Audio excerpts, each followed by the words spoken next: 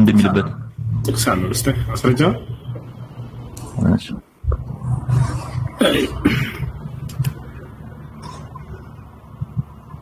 እሺ አንዱን ካንተ ከበልጥ ይመሩስ አንዱን ካንተ ተበላልጡ ይባላል እንደዛ ነው አይደለም ያለው ሐዲስ ላይ ነገርኩህ ነብዩ ሰለላሁ ዐለይሂ ወሰለም እንደሱ ነው የተናገሩት አውጥቼ ስለ ላሳይህ ነው እሺ አንዳንድ ኡስታዞች ሲናገሩ ሰማ ነው ከሰው ከሆነ መብለጥ ይችላል ምናምን አሁን የነብዩ ሰለላሁ ዐለይሂ ወሰለም ሐዲስ ላሳይህ ነው ሰዎችን ከነብዩ ሰለላሁ ዐለይሂ ወሰለም ንግግር በስተጀርባ አድርጋቸው እሺ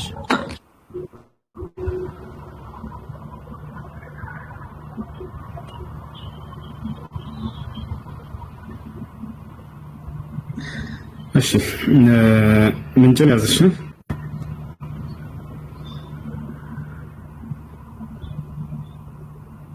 ቡኻሪ 5920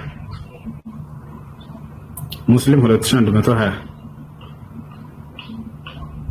እንደውም ሐዲሱ ምንድነው የሚለው عن النبي صلى الله عليه وسلم أنه كره القزع للصبيان يا الله ملكتني النبي صلى الله عليه وسلم لهصانات الجوش قزعا تلو ይላል የተጠላ ነው መክሩህ ነው والمكروه لا يصل حتى إلى درجة الحرام لا تقال المكروه نيت الله ነው ይሄ ነገር እና ህፃን ልጅ አይተው ጸጉር ከፊሉ ልጭት ከፊሉ ምን ልታደርገው ተተውበት በዚያ ነገር ላይ ነብዩ ሰለላሁ ዐለይሂ ወሰለም ታለይ ነው ቦሪስ እንት ያለችኝ ቡኻሪ 5920 ሙስሊም 2120 አይ ከታይ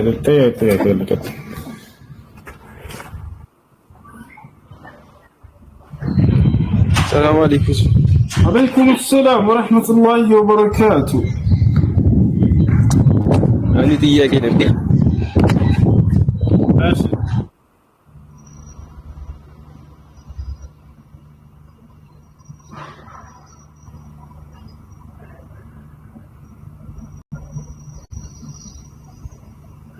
ጥያቄ ለገተ السلام عليكم. عليكم السلام ورحمة الله وبركاته. من اللي صار؟ وعلى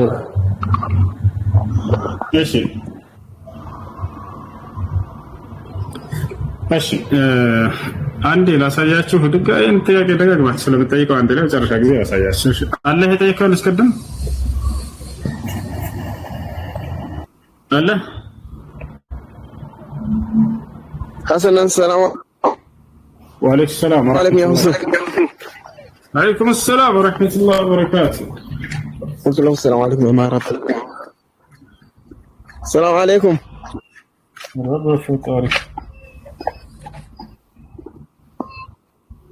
وعليكم السلام ورحمة الله وبركاته.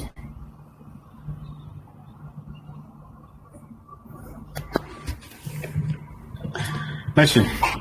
وقد نهى النبي صلى الله عليه وسلم عن القزع. روى البخاري ومسلم عن ابن عمر رضي الله عنهما أن رسول الله صلى الله عليه وسلم نهى عن القزع. قيل لنافع ما القزع؟ قال أن يحلق بعض رأس الصبي ويترك بعضه. نافع يتبارك الله سلف من تبارك قزع من الناس يبالو يعني هسالج تقر قماشو للجتاركو قماشو المتر. وروى الإمام أحمد عن ابن عمر رضي الله عنهما أن النبي صلى الله عليه وسلم رأى صبيا قد حلق بعض شعره وترك بعضه. ነቢያችን ሰለላሁ ዐለይሂ ወሰለም አንድን ህፃን ልጅ አዩ ጸጉሩ ከፊሉን ልጭት አድርገው ከፊሉን ትተውበት فنهى عن ذلك ይሄን ከለከሉ وقال قالوا احلقوا كله واتركوا كله صححه الإمام الألباني في الحديث في سلسلة الأحاديث الصحيحة والنهي في هذا الحديث الوارد في هذه الأحاديث الواردة عن القزع محمول على الكراهة لا على እንዳለ ይሄን አስመልክቶ የመጡ ሐዲሶች መክሩህ ናቸው እንጂ ሐራም አይደለም ሐራም ደረጃ የሚደርስ አይደለም والنهي في هذه الأحاديث الواردة عن القزع محمول على الكراهة لا على التحريم. الإمام النووي قال النووي رحمه الله تعالى في مجموع الفتاوى يكره القزع وهو حلق بعض الرأس وترك بعضه لحديث ابن عمر رضي الله عنهما نهى رسول الله صلى الله عليه وسلم عن القزع انتهى. وقال صاحب مطالب العلا النهي وكره القزع وهو حلق بعض الرأس وترك بعضه. فعلى هذا فالقزع مكروه. الشيء يا قال السلام عليكم ورحمة الله. وعليكم السلام ورحمة الله وبركاته.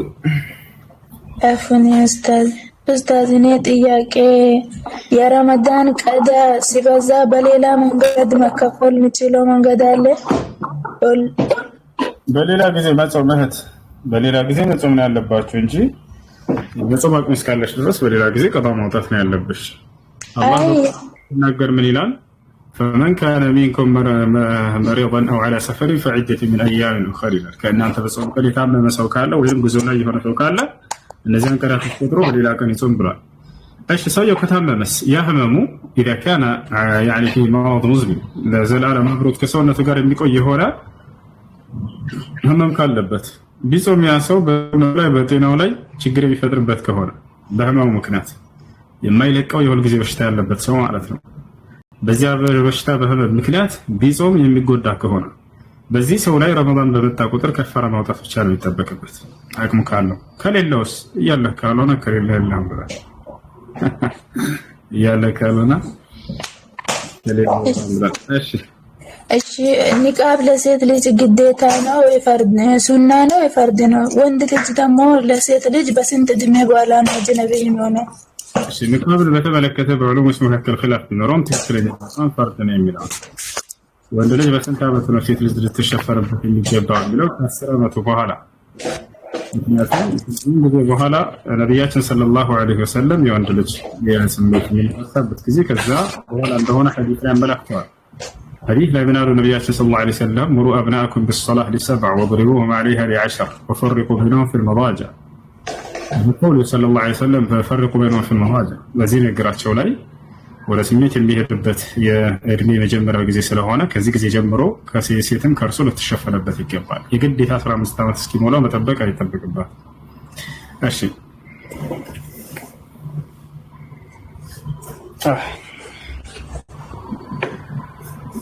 ሰላም አለይኩም።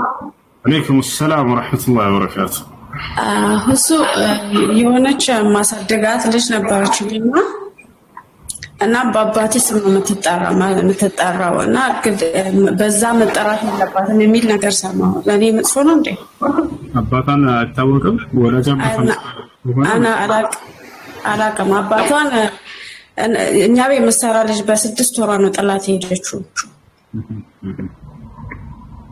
እና አላውቅም። አባት የማይታወቅ ከሆነ አባት የሚታወቅ ከሆነ በአባት ነበር መጠራት ያለበት። አላህ በቁርአን ላይ እንደተናገረው ኡድዑሁም ቢአባኢሂም ይላል። ልጆችን በአባቶቻቸው ስም ጥሯቸው ብሏል። የአባትን ስም መቀየር አይቻልም። ነገር ግን የማይታወቅ ከሆነስ ተገኛ እንደ ልጅ አሳደገችውን ሴት ልክ ነው ማለት ነው። በዚህ ጊዜ ዑለሞች የተለያየ ሀሳብ አላቸው። አንደኛ አብደላህ በሚል ስም ይጠራ ያለች ብለው የተናገሯል። አብደላህ በሚል ለምሳሌ ልጅቱ ሐያት ከሆነ ሐያት አብደላህ ተብላ ትጠራለች ማለት ነው። ወይንም ደግሞ በእናት ቤተሰብ ወይንም ደግሞ በእናት ስም መጠራት ይቻላል። እናትየዋ ካለች በእርሷ ስም ይጠራል። ነቢዩላህ ዒሳ ዓለይሂ ሰላም ያለ አባት ነው የተፈጠሩት። ስለዚህ በእናት ይጠራል። አላህ በቁርአን ላይ ዒሳ ኢብኑ መርየም እያለ ይጠራቸዋል። በዚህ ይዘው ዑለሞች በእናት ስም ቢጠራ ችግር የለውም አባቱ የማይታወቅ ከሆነ ብለው ይጠናገራሉ። ሌሎች ደግሞ ልክ እንዲሁ በእርሷ ቤተሰብ በልጅቱ በሴትዮዋ ቤተሰብ ቢጠራም ችግር የለውም። እሺ ሁሉም ከሌለስ?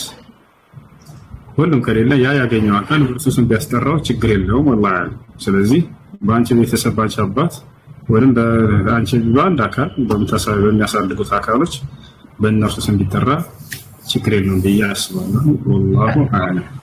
እሺ ሌላ ጥያቄ ደግሞ የወደኛ የነበረችውና ሰለምቴ ናት እና ኒካ ስታስር ወንድዬ ወከልና ወስዶ ኒካ አሰራት። እሱ ችግር አለ? እንደገና ጓደኛዬ ሰለምቴ ናት እና ኒካ ማሰር ፈልጋ ወንድሜ ኒካ ወከልና ከአባትየው ወከልና ወስዶ ኒካ አሰራት። ችግር አለ? ከአባቷ ከሷ አባት እሱ አባቷ ክርስቲያን ነው። አይቻልም። ኒካ ማሰር አይችልም። ወንት እንደውም ወክልና መስጠት አይችልም። ያው ወላጅ ስለሆኑ ለክብሩ ሲባል ይነገራቸዋል እንደምታገባ። ታዲያ ማን ነው ኒካ መስርላት ከተባለ ሸሪዓ ፍርድ ቤት ነው። ለዚህ ማስረጃ ነቢያችን ሰለላሁ ዐለይሂ ወሰለም ሐዲስ ላይ ሲናገሩ አስሱልጣኑ ወልይን ሊመን ላ ወልይ ለሁ አሉ። ከቤተሰብ ወልይ ለሌለው አካል የሸሪዓ ፍርድ ቤት ባለስልጣን ቃዲ እርሱ ወልይ ሆነዋል ብለው ተናግረዋል። ስለዚህ በአቅራቢያቸው ሸሪዓ ፍርድ ቤት ካለ የዚያ ሸሪዓ ፍርድ ቤት ቃዲ ነው ውክልና ወስዶ ለእርሷ የሚድራት። በአካባቢያቸው ሸሪዓ ፍርድ ቤት እስከተባለ በአካባቢያቸው ኒካ በማሰር የሚታወቅ የሰፈር ቃዲ ሊሆን ይችላል። ያ ሰው ኒካ ያስራል። ያስ ከሌለ ከተባለ መስጂድ ካለ የመስጂድ ኢማም ውክልና ወስዶ ኒካ ማሰር ይችላል። ያስ ከሌለ ከተባለ በአካባቢያቸው እስላማዊ ትምህርት ቤት የዛ ሙዲርና ኃላፊ ካለ የዛኔ እሱ ውክልና ወስዶ መዳር ይችላል። የሂፍዝ ማዕከል ሊሆን ይችላል፣ እስላማዊ ዩኒቨርሲቲ፣ እስላማዊ ኮሌጅ፣ የእነዚህ ኃላፊ ካለ ያ ሰው ኒካ ያስራል። ያ ከሌለስ ከተባለ በአካባቢዋ የምታውቀው ሙስሊም ሰው ሶላት የሚሰግድ በአላህ ላይ የማያጋራ ሰው ለዚያ ሰው ውክልና ሰጥታው እንዲድራት ማድረግ ይቻላል። እነዚህ ናቸው ቅደም ተከተሎች። አመሰግናለሁ። እሱ አላህ ይጠብቀን።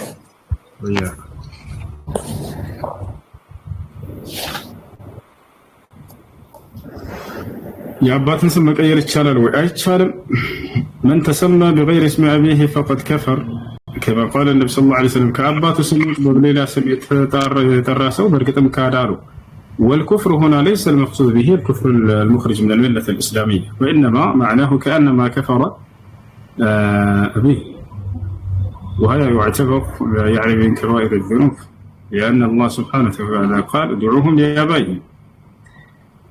ነቢያችን ሰለላሁ ዐለይሂ ወሰለም ከአባቱ ስሞች በሌላ ስም የተጠራ ሰው በእርግጥም ካደ ነው። ካደ ሲባል ከእስልምና የሚያስወጣው ክህደት ሳይሆን አባቱን ካደ ለማለት ነው። አባቱን መካር ዛኔ ከታላላቅ ወንጀል ነው። አላህ በቁርአን ላይ ادعوهم لآبائهم ስላለ ልጆችን በአባቶቻቸው ስም ጥሯቸው ስላለ። ነገር ግን አልፎ አልፎ ሰውየው በአያቱ ስም ቢጠራ ችግር አይኖረው። አባቱን ክዶ ሳይሆን ዝም ብሎ እንዳው ታዋቂ የሆነው አያቱ ከሆነ የማንህ ልጅ ቢባል አያቱን ስም ቢጠራ ችግር የለውም። ነቢያችን ሰለላሁ ዐለይሂ ወሰለም ሐዲስ ላይ አን ነቢይ ላ ከዚብ አነ ብን ዓብድል ሙጠሊብ ይላሉ። መዓ ከውኒሂ ሁወ ኢብን ዓብድላህ እርሱ የዓብድላህ ልጅ ከሆናቸው ጋር ነቢ ሰለላሁ ዐለይሂ ወሰለም የዓብዱል ሙጠሊብ ልጅ ነኝ ይላሉ። ምክንያቱም ከዓብድላህ በላይ ዓብዱል ሙጠሊብ ታዋቂ ስለነበር። ስለዚህ በአያት ስም አልፎ አልፎ ቢጠራ ችግር አይኖረውም። የአባቱን ስም ሳይክድ ነቢ ሰለላሁ ዐለይሂ ወሰለም አባታቸውን ክደው አይደለም። እሺ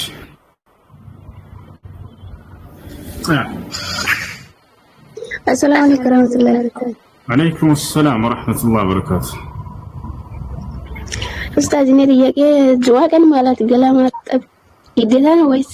ሶላት በሚሄድ ወንዶች ላይ በተለይ ወንዶች ላይ ከዛልክ ልክ እንደ ሴቶች ሊሆኑ ይችላሉ። ወደ መስጂድ ሄደው ሶላት الجماعة ለሚሰግድ ሰው ለዚያ ሱና ሙአከድ ነው፣ ጠንካራ የሚባል የሆነ ሱና አይነት ነው። አንዳንድ ዑለሞች ዘንድ ዋጅብ ነው ተብሎ ይታመናል። ነገር ግን ትክክለኛ ሱና የሚለው ነው። ሱና ሙአከድ ነው፣ ጠንካራ ከሚባሉ የሱና አይነቶች ነው። ሱና ብሎ ማለት هو نوع من العبادة الذي يثاب به فاعله ولا يعاقب به تاركه، وأما الواجب هو نوع من العبادة الذي يثاب به فاعله ويعاقب به تاركه. سنة بلو مالت يعملكوا عين السيرون بتسروت يمتمناكبت بتسروت يمتكتبت يعملكوا سرات. واجب بلو مالت ደግሞ بتسروت يمتمناكبت بتسروت ግን የምትከተሉበት ያምልኩ ስርዓት። ለምሳሌ አምስታውቃት ሶላት በተሰሩ አጅር ታገኛላችሁ፣ ባትሰሩ ትቀጣላችሁ። እሺ ሻር መውሰድስ ጁምዓ ቀን ከሱናዎች ነው። ስለዚህ ብትወስዱ አጅር ታገኛላችሁ፣ እንዳታገኛላችሁ፣ ባትወስዱ ደግሞ ትቀጡበት። ይሄን ይመስላል። እሺ ኮሜንት ላይ ሃይ ብሎ ሰላምታ ማቅረብ ይቻላል ወይ ይላል። አምላክ አላህ ሱብሓነሁ ወተዓላ እንዲሁም ነብይ ሰለላሁ ዐለይሂ ወሰለም የሰላምታ ስርዓት እንዴት መሆን እንዳለበት አስተምረውናል። እስላም ምንም የተው ነገር የለም። አንተ ከሰዎች ጋር በምትገናኝ ጊዜ እንዴት ሰላምታን እንደምትለዋወጥ ያስተምራል። በዚያም በመለዋወጥህ ምንዳ ከአምላክህ ዘንድ ታገኝበታለህ። ነቢያችን ሰለላሁ ዐለይሂ ወሰለም ሐዲስ ላይ ምን አሉ? إن الله خلق آدم على صورته طوله 60 ذراعا فقال له يا آدم اذهب إلى هؤلاء الملائكة فسلم عليهم وسيردون لك وهذه تحيتك وتحية ذريتك إلى أن تقوم الساعة.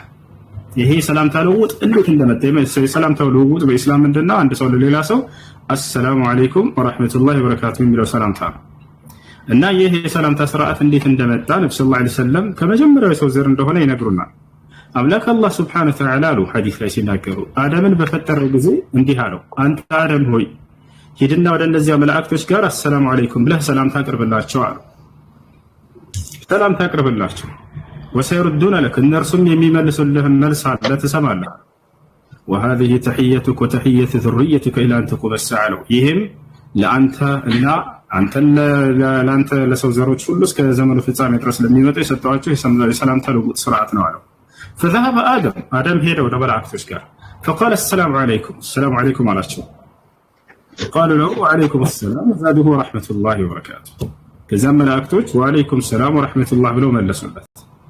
ከዚያ ጀምሮ ነው ይሄ ሰላምታ ልውውጥ የመጣው። ይሄ ሰላምታ ልውውጥ አምላካችን አላህ ለአባታችን ለአደም ያስተማረው ለመላእክቶች አደም ሄዶ ሰላምታ ጥሪ ያቀረበበት የሆነ የሰላምታ ስርዓት ነው። ቀላል እንዳይመስላችሁ። አምላክ አላህ ሱብሓነሁ ወተዓላ በቁርአን ላይ ሱረቱል አንዓም ላይ ይናገራል በዚህ ሰላምታ እንድንለዋወጥ። ቃለ ሱብሓነሁ ወተዓላ ወኢዛ ጃአከ አለዚነ ዩእሚኑነ ቢአያቲና ፈቁል ሰላሙን ዐለይኩም። ማራቆች ወደ አንተ በመጡ ጊዜ ሰላም አለይኩም በላቸው እያለ ይናገራል። ያ ለሌላ እምነት ተከታዮች ይህን ሰላምታ ማለት ይቻላል ወይ ከተባለ ለእነርሱም በስርዓቱ መልኩ አላህ አስቀምጧል። ወሰላሙ ዐላ መን ኢተበዐ አልሁዳ ሙሳ ዓለይሂ ሰላም ለፍርዖን ምን አለው? የአላህን ቅኑ መንገድ በተከተሉ ሰዎች ላይ የአላህ ሰላም ይስፈንበት ብሎ ይህን ተናገረው። ነቢያችን ሰለላሁ ዐለይሂ ወሰለም መልእክቶችን፣ ደብዳቤዎችን ወደ ተለያዩ የዓለም መንግስታቶች በሚልኩ ጊዜ መጨረሻ ላይ ወሰላሙ ዐላ መን ኢተበዐ አልሁዳ ይሉ ነበር። የአምላክን ቅኑ መንገድ በተከተሉ ሰዎች ላይ የአላህ ሰላምታ ይስፈንባቸው እያሉ ይናገሩ ነበር። እሺ ይሄ ሰላምታ በመለዋወጣችን ምክንያት ምን እንዳናገኛለን ከተባለ ነቢያችን ማንኛውም ትእዛዝ በቁርአን እና ሐዲስ ላይ የሚገኝ ያን ስትፈጽሙ ምን እንዳለው ልታውቁ፣ ማንኛውም እና በሐዲስ ላይ ስትርቁ ምን እንዳለው ልታውቁ ይገባል። ታዲያ ይሄንን ሰላምታ አቅርቡ ተብሎ ከታዘዝን ምንድነው ከተባለ ነብዩ ሰለላሁ ዐለይሂ ወሰለም ሐዲስ ላይ ተናገሩ። قال النبي صلى الله عليه وسلم إذا قال المسلم لأخيه السلام عليكم كتب له 10 حسنات وإذا قال السلام عليكم ورحمة الله كتب له 20 حسنات وإذا قال السلام عليكم ورحمة الله وبركاته كتب له 3 حسنات ነብያችን ሰለላሁ ዐለይሂ ወሰለም ብላሉ አንድ ሰው ለሌላ ሰው ሰላም አለይኩም በሚል ጊዜ 10 ምንዳ ይጻፍለታል አሉ። ወራህመቱላህ ካለ ደግሞ 20 ምንዳ ይጻፍለታል። አሰላሙ አለይኩም ወራህመቱላሂ ወበረካቱ ካለ ደግሞ 30 ምንዳ ይጻፍለታል አሉ። ያኛም የሚመልሰው በዚሁ አንፃር ወአለይኩም ሰላም ካለ 10 ምንዳ አለው፣ ወአለይኩም ሰላም ወራህመቱላህ ካለ 20 ምንዳ አለው፣ ወአለይኩም ሰላም ወራህመቱላሂ ወበረካቱ ካለ 30 ምንዳ አለው ማለት ነው። እሺ በሰላምታ እንዲህ ከተለዋወጣችሁ ነው በአንደበታችሁ። ሄዳችሁ በእጅ ደግሞ ሰላምታን ብትለዋወጡስ የዛኔ ደግሞ የሰራችሁት ወንጀል ሁሉ አላህ ሱብሓነሁ ወተዓላ ይምርላችኋል። አላህ ሰላምን የሚወድ አምላክ ነው። በመካከላችሁ መዋደድን ይወዳል። መዋደዳችሁን ሰላምታችሁን በሰላምታ ብትገልጹና አንዱ ለሌላው ሰላም እና ውዴታን ቢገልጽለት አላህ ሱብሓነሁ ወተዓላ ለእነዚህ ሰዎች ኃጢአታቸውን ሊምርላቸው ቃል ገብቷል። ቃል ነብዩ ሰለላሁ ዐለይሂ ወሰለም ምን አሉ? ሐዲስ ላይ ሲናገሩ ኢዘ ልተቀ ልሙስሊማን فتصافحا فإن الله يغفر لهما قبل أن يفترقا وقال النبي صلى الله عليه وسلم ሁለት ሙስሊሞች ተገናኝተው ሰላምታን አይለዋወጡም ከመለያየታቸው በፊት አላህ ኃጢአታቸውን የማረላቸው ቢሆን እንጂ አሉ። ያሰላም በመካከላቸው መዋደድ በሰዎች መካከል እንዲኖር አላህ ይፈልጋል። አላህ መዋደድን ይወዳል፣ መፋቀርን ይወዳል። አንዱ ለሌላው ቦታ መስጠት፣ ክብር መስጠትን ይወዳል። በዚህ ምክንያትም አላህ በእነዚህ ሰዎች በመዋደዳቸው ወደታቸውንም በሰላምታ መግለጻቸው አላህ ሱብሓነሁ ወተዓላ ኃጢአታቸውን ሊምርላቸው ቃል ገብቷል። መጣላትን ተዓላ ሲናገሩ ምን አሉ? ላ ተባገዱ አሉ፣ አትጠላሉ አሉ። ወላ ተሐሰዱ አትመቀኛኙ አሉ። ወላ ተቃጠዑ አትቆራረጡ አሉ። ወላ ተዳበሩ ጀርባ አትሰጣጡ። وكونوا عباد الله اخوانا كما امركم الله የምትዋደዱ አላህ ባሪያዎችን እንደማማችሁ ሁሉ ልክ አላህ እንዳዘዛችሁ ብለው ተናገሩ። እና ይህ ነው እንዳህ ሰላምታ በጓደኞቻችሁ መካከል ስትገናኙ አትርሱት። ይሄ ሁሉም እንዳለው አስቡና ከአላህ ዘንድ እናንተ ይህን ሰላምታ አብዙ። ካላበዛችሁ السلام عليكم ورحمة الله وبركاته. وعليكم السلام ورحمة الله وبركاته. እኔ ጥያቄ ምን መሰለህ? ሁለቱን ነውና መዳብ ቤት የሚሰራውና ማለት ነው። እና መዳማችን ተሳፍራ ማለት ነው። ከዛ ያኔ የተሳፈረችው ለ10 ቀን ነበርና ሳናስበው በ3 ቀን ውስጥ መጣችና ከዛ ቀዷ ነበረባት ጓደኛዬ የጾም ማለት ነው። እና ያንን ኮሜንት ላይ እቺ ልጅ ደጋግማ እየጻፈች ነው። ባልና ሚስት መላፋት ይቻላል ወይ? ቀላል ይቻላል። ባልና ሚስት መጫወታቸው በጣም በመካከላቸው ውዴታንና ፍቅርን የሚጨምርላቸው ከሆነ ትችላላችሁ። ወደ ጸብ እንዳይቀየር ነገር ነብያችን ሰለላሁ ዐለይሂ ወሰለም ከሚስቶቻቸው ጋር በጣም ይጫወቱ ነበር። ታውቃላችሁ። የነብያችን ሰለላሁ ዐለይሂ ወሰለም ባህሪ ውጭ ላይ ከሰዎች ጋር ሲገናኙ አንበሳ ናቸው። ትውልድን መሪ ናቸው። ትውልድን የሚያንጹ ናቸው። ወንዳ ወንድ ናቸው። ጀግና ናቸው። ቤት ሲሆኑ ደግሞ እንደ ህፃን ልጅ ነው የሚሆኑት ለሚስቶቻቸው። ልክ እንደ ንጉስ መጥተው ቤት ተቀምጠው አንቺ እንደዚህ አድርጊ ምናምን ለኃይሉ ወረድ ብለው ስራ ይሰሩ ነበር ቤት ውስጥ። እናታችን አይሻ ተጠየቀች፣ ቤት ውስጥ ምን ያደርጉ ነበር ነብዩ ሰለላሁ ዐለይሂ ወሰለም እስኪ ንገሪኝ፣ እኛ የውጭ ነው የምናውቀው አላት። ካነ ፊ ኺድመቲ አህሊ በይቲሂ ብላ ነው የመለሰችው። ገና እንደገባ ቤተሰቡን ማገልገል ነበር እኮ ስራው የአላህ መልእክተኛ አለች። ይሄ ስራ ነው አንቺ ለምን ይሄን ሳሰሪ ምን አይሉ ነበር ጀማዓ። ካነ يحلب الشاة አለች። ወተት መታለብ ካለበት ፍየል ወይንም እንደዚህ ምናምን ወተው ራሳቸው ያልቡ ነበር። አንቺ ሳታልቢ ነው ሳትጠብቂ ለምን ምን ትሰሪያለሽ እዚህ ምናምን አይሉም። እንደኛ ወንድ ያገራችሁ ወንድ ልክ ጧት ሲወጣ ምናምን ይሄንን ሳትሰሪ እንዳያገኝ አንቺ ምናምን ብላ ሲወጣ ለብዛት ይወጣል። ልክ ማታ ሲመጣ ስራ ካልተሰራ ድርግም ያደርጋል። እንደዚህ ያልነበሩ ነብዩ ሰለላሁ ዐለይሂ ወሰለም ነብያችን ሰለላሁ ዐለይሂ ወሰለም አዛዥ አልነበሩም። ቤት ውስጥ ታዛዥ ሁላ ነበሩ። ዝቅ ብለው ይሰሩላቸው ነበር ለሚስቶቻቸው መሰራት ያለበት ይላቸዋል። ነብያችን ሰለላሁ ዐለይሂ ወሰለም ቤት ውስጥ ተጫዋች ነበሩ ከሚስቶቻቸው ጋር። ከዕለታት አንድ ቀን ከእናታችን አይሻ ጋር ሩጫ እስከመወዳደር ሁሉ ደርሰዋል። የሚገርማችሁ ቤት ውስጥ ተሳበቅቱ አነ ወረሱሉላህ ሰለላሁ ዐለይሂ ወሰለም አለች። فسبقته ثم تسابقنا يعني فسبقني فقال فالتفت إلي فقال يا عائشة هذه بتلك ከዕለታት አንድ ቀን ነብዩ ሰለላሁ ዐለይሂ ወሰለም ጋር ቤት ውስጥ ሩጫ ተወዳደርን አለች። ተመልከቱ ነብዩ ሰለላሁ ዐለይሂ ወሰለም ራሳቸውን ለቃ እንደ ኮፍሰው ምናምን አያዩ ነበር ቤት ውስጥ ለሚስቶቻቸው በጣም እንደ ህፃን ልጅ ተጫዋች ነበሩ። እና ከዕለታት አንድ ቀን ሩጫ ተወዳደርንና በለጥኳቸው አለች። በለጥኳቸው። በሌላ ጊዜ ደግሞ ሰውነቴ በጣም ወፈረና ምናምን እርሳቸው በለጡኝ አለች። ሁለተኛ ሲወዳደሩ ከዚያ ዘወር አሉና هذه بتلك عائشة አሉኝ አለች።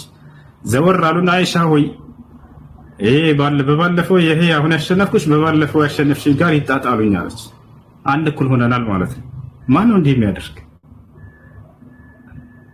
ማን ከሚስቱ ጋር የሚጫወት? የነብዩ ሰለላሁ ዐለይሂ ወሰለም ባህሪ ይሄ ነበር። ከሚስቱ ጋር ቤት ውስጥ የሚጫወት ማን ነው? አጫታት ሚስትን ጊዜ ስጣት። ነብያችን ሰለላሁ ዐለይሂ ወሰለም ውጭ ላይ ያ ሁሉ ጊዜ ቢያደርጋቸው ስራ ትልቅ ኃላፊነትና እንዳለባቸው ሁሉ ቤታቸው ውስጥ ደግሞ ተጫዋች ነበሩ ከሚስቶቻቸው ጋር። አብዛኛው ሰው ግን በዚህ ተቃራኒ ነው። ቤት ውስጥ እንዳንበሳ ይሆናል፣ አዛዥ ይሆናል። ሚስቱና ልጆች በጣም እንዲፈሩት ይፈልጋል። አንቺ እንደዛ ታረጊ ብያለሁ ያዘችዋል። ልጁን ይመጣና ናንተ ድርግም ምናምን ውጭ ላይ ሲወጣ ደግሞ ከሌላ ሰው ጋር ደግሞ ፌስታን ነው የመጨረሻ። አቤት ሲገባ አንበሳ ይሆናል። ነብዩ ሰለላሁ ዐለይሂ ወሰለም በዚህ ተቃራኒ ናቸው። ሰሃቦች ውጭ ላይ አንበሶች ናቸው፣ ጀግኖች ናቸው። ማንንም አይፈሩም ነበር።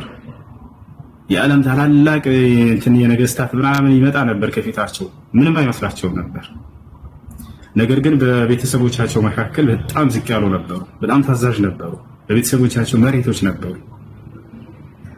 እና ይሄን ማድረግ ከአላህ ዘንድ ምን እንዳያስገኛል ወይ ለሚስቶች እንደዚህ ተጫዋች መሆን? ነብዩ ሰለላሁ ዐለይሂ ወሰለም ሐዲስ ላይ ኸይሩኩም ሊአህሊሂ ወአና ኸይሩኩም ሊአህሊ አሉ። ከሁላችሁም በላጭ ሰው ማለት ከአላህ ዘንድ ለሚስቱ መልካም ሆኖ የተገኘ ነው። እኔ ለሚስቴ ከሁላችሁም በላይ መልካም ነኝ እያሉ ይነግሯቸው ነበር። እናታችን አይሻ ምን አለች? ማ ضرب رسول الله صلى الله عليه وسلم امرأة قط ولا خادما የአላህ መልእክተኛ ነብዩ ሰለላሁ ዐለይሂ ወሰለም ቅንጣት ሚስቶቻቸውን ጫፋቸውን መተው አያውቁ፣ አገልጋዮቻቸውን ልክ እንዲሁ። አነስ ብን ማሊክ ከነብዩ ሰለላሁ ዐለይሂ ወሰለም ቤት ለ10 ዓመት ያክል አገልግሏል። خدمت رسول الله صلى الله عليه وسلم ل10 سنين አለ። فما قال لي يوم لما فعلت كذا هل فعلت كذا የአላህ መልእክተኛ ነብዩ ሰለላሁ ዐለይሂ ወሰለምን ለ10 ዓመት አገልግያቸዋለሁኝ አለ። አንድም ቀን ግን ለምን እንዲህ አደረክ ለምን እንዲህ አታደርግም ብለውኝ አያውቁም አለ። ታዲያስ የሆነ የተሳሳተ ነገር ካየው ራሳቸው ቁጭ ብለው ያስተካክሉት ነበር። ወረድ ብለህ ለማስተካከል ሞክር ቤት ውስጥ። ይሄ ያንቺ ስራ እኮ ነው፣ ለምን ይሄን ሳሰር ይጠበቅሽኝ ምናምን ጓአት ቤት ውስጥ ምናምን የቆሸሸ ነገር ካለ እንደዚህ ምናምን ራስህ ሂደህ አጽዳው። ክብረን አያጎለውም። ይሄ ያልተሰራ ነገር የወደቀ ነገር የቀነሰ ነገር ካለ ምናምን አንተ ሙላ ወረድ ብለህ ይሄ ከአላህ Subhanahu Wa Ta'ala ዘንድ ምንዳ የሚያስገኝ ነገር ነው። ለስተቻቸው አጋዥ ሆኖ እንጂ እነሱ አትናንቋቸው። በጥቂት ነገር አንዳንድ ሰው ነገር በቃ ሲፈትል ያድራል ይውላል። አንቺ እንዲህ ሳታደርጊ አታከብድኝ እኮ ይላል። ያ ነገር እኮ ስላልሰራሽ ነው ቤት ውስጥ። ያን ቀለል አድርገህ ህይወትን ተመልከት። ህይወትን ቀለል አድርገህ ተመልከት። ብዙ አትኖርም፣ እዚህ ጥቂት ዓመት ነው። ሚስትህን አስደስተህ ብትሞት ትልቅ ምንዳ ታገኛለህ ከአላህ ዘንድ። ነብዩ ሰለላሁ ዐለይሂ ወሰለም ከአላህ ዘንድ በላጭ ሰው ማለት ለሚስቱ መልካም ሆኖ የተገኘ ነው አሉ። ሚስትም ልክ እንዲሁ ለባሏ መልካም ሆና ብትገኝ ከአላህ ዘንድ ጀነት ነው ምንዳ። ነብያችን ሰለላሁ ዐለይሂ ወሰለም ሐዲስ ላይ ሲናገሩ ምን አሉ? إذا صلت المرأة 5 وقامت شهرها وحفظت فرجها وأطاعت زوجها قيل لها ادخل الجنة من أي أبواب الجنة شئت. ሴት ልጅ 5 አውቃት ሶላቷን ከተጠበቀች አሉ የረመዳን ወራን ከጾመች ብለታን ከማንዘር ከተጠበቀች ባሏን በመልካም ከታዘዘች ይቺ ሴት የውመል ቂያማ በፈለግሽ የጀነት በር መርጠሽ ግቢ ትባላለች አሉ። ስለዚህ አንዱ ለሌላው ታዛዥ አንዱ ለሌላው የሚረዳ ይሆን። ችግር ካለ ያ ችግር የራስህ ችግር እንደሆነ ተመልከት። ያ ችግር የሱ ችግር ያንቺ ችግር እንደሆነ ተመልከች። ቁጭ ብላችሁ መወያየት መነጋገር። የጥፋት ካለ ይህን ጥፋት ለምን ቀስ ብላችሁ መነጋገር። ያ ነው መሆን ያለበት። በዚህ ፍቅራችሁን መዋደዳችሁን መጠበቅ ትችላላችሁ። አላህ Subhanahu Wa Ta'ala ዝም ብሎ በከንቱ አይደለም አንዳችን ከሌላችን ነፍስ የፈጠረን። ለአደም ለብቻ ለፈጠረ ሐዋ ለብቻ መፍጠር ይችል ነበር። ታውቃላችሁ ለምንድን ነው ከአንድ ነፍስ ከዛው ከአደም ያስገኛት? የአንድ ችግር እንደሆነ ያቀለ ሰላም አለይኩም። ወአለይኩም ሰላም ወራህመቱላሂ ወበረካቱ። እንዴት ነህ? ዳይ አልሐምዱሊላህ አልሐምዱሊላህ። አንድ ክርስቲያን ወገናችን የሆነ ጥያቄ ጠይቆኝ ነበር አትልም? እላለሁ። ችግር የለም። ጥያቄ ምንድን ነው? ከዛ በኋላ ጥያቄውን ልመልስለት ሲሞክር ከቁርአንም ከመጽሐፍ ቅዱስም ስለፈለገ እኔ ከሁለቱም ማነጻጸር አልችልም ብዬ ከእናንተ ጋር ላገናኘው ብዬ ነው። መልካም አለቃ ተገበህ ነው? አዎ ተገበ ነው። እሺ አናግረኝ። ጸጋና ሰላም ይብዛልህ። ሰላም ወንድማችን። ሰላም እንዴት ነህ? አለን እንዴት ናችሁ? አለን አልሐምዱሊላህ። በጌታ ነህ? በጌታ ነህ እንዴ? ከኦርቶዶክስ ነው። ኦርቶዶክስ ነው። እሺ ጥያቄ ምንድን ነው? ጥያቄ መሐመድ ሱራላ የአላህ መልእክተኛ መሆኑንና ቀጥሎ ቁርአኑን ደግሞ ለመሐመድ አላህ እንደሰጣ ከመጽሐፍ ቅዱስም ባይሆን ከቁርአን በአቅም ከመጽሐፍ ቅዱስም ብታስረዳ ብዬ ነው። እሺ ችግር የለም። ነብዩ መሐመድ ሰለላሁ ዐለይሂ ወሰለም የአላህ መልእክተኛ እንደሆኑና ቁርአንን ከአላህ ዘንድ እንደተሰጡ ከእስልምና ያለውን አንፃር ከእስልምና አንፃር ያለውን ለመለስላና ወደ መጽሐፍ ቅዱስ እንሄዳለን። እሺ እሺ። በመጀመሪያ አምላክ አላህ Subhanahu Wa Ta'ala በሱረቱል ፈትህ መጨረሻ ገጽ ላይ ምን ይላል? ሙሐመዱር ረሱሉላህ ይላል። ሙሐመድ የእኔ የአላህ መልእክተኛ ነው እያለ ይናገራል። በቁርአን ነው። አዎ በቁርአን ላይ የአላህ መልእክተኛ ከቁርአን ጀምርና ከእስልምና ጀምረን ወደ ክርስትና እንሄዳለን። ታደምጡ። እሺ እስልምና ያለውንም ስለጠየቅ ነው። በእስልምናም ላይ በክርስትና ላይ ስለርሳቸው እንናገር። እሺ በሌላ ቦታ አምላክ አላህ Subhanahu Wa Ta'ala በሱረቱል አሕዛብ ላይ ምን ይላል? ما كان محمد أبا أحد من رجالكم ولكن رسول الله وخاتم النبيين ይላል። ሙሐመድ የእኔ የአላህ መልእክተኛዬ እና የገፍተያኔ የአላህ መልእክተኛ የነብያቶቼ ሁሉ መደምደሚያ ነው እያለ ይናገራላችሁ። ስለዚህ የአላህ መልእክተኛ እንደሆኑ ቃል በቃል በቁርአን ላይ ይገኛል። ልክ እንደሆነ በሱራ አሊ ኢምራን ላይ በቁርአን ነው።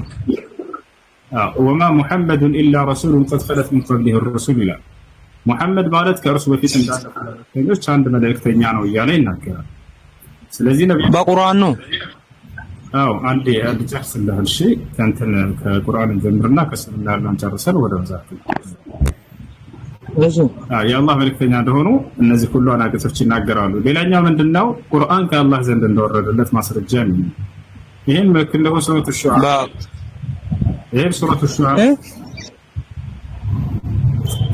ሹዓራ ቁጥር 192 ላይ ምን ይላል? وإنه لتنزيل رب العالمين نزل به الروح الأمين على قلبك لتكون من المنذرين ይላል። ይህ ቁርአን ከዓለማቱ ጌታ ከአላህ የተወረደ ነው ይላል። نزل به الروح الأمين ይህ ቁርአን ከዓለማቱ ጌታ ከአላህ የተወረደ ነው። ቀጥሎ ምን አለ? نزل به الروح الأمين በቁርአኑ ነው የሚለው።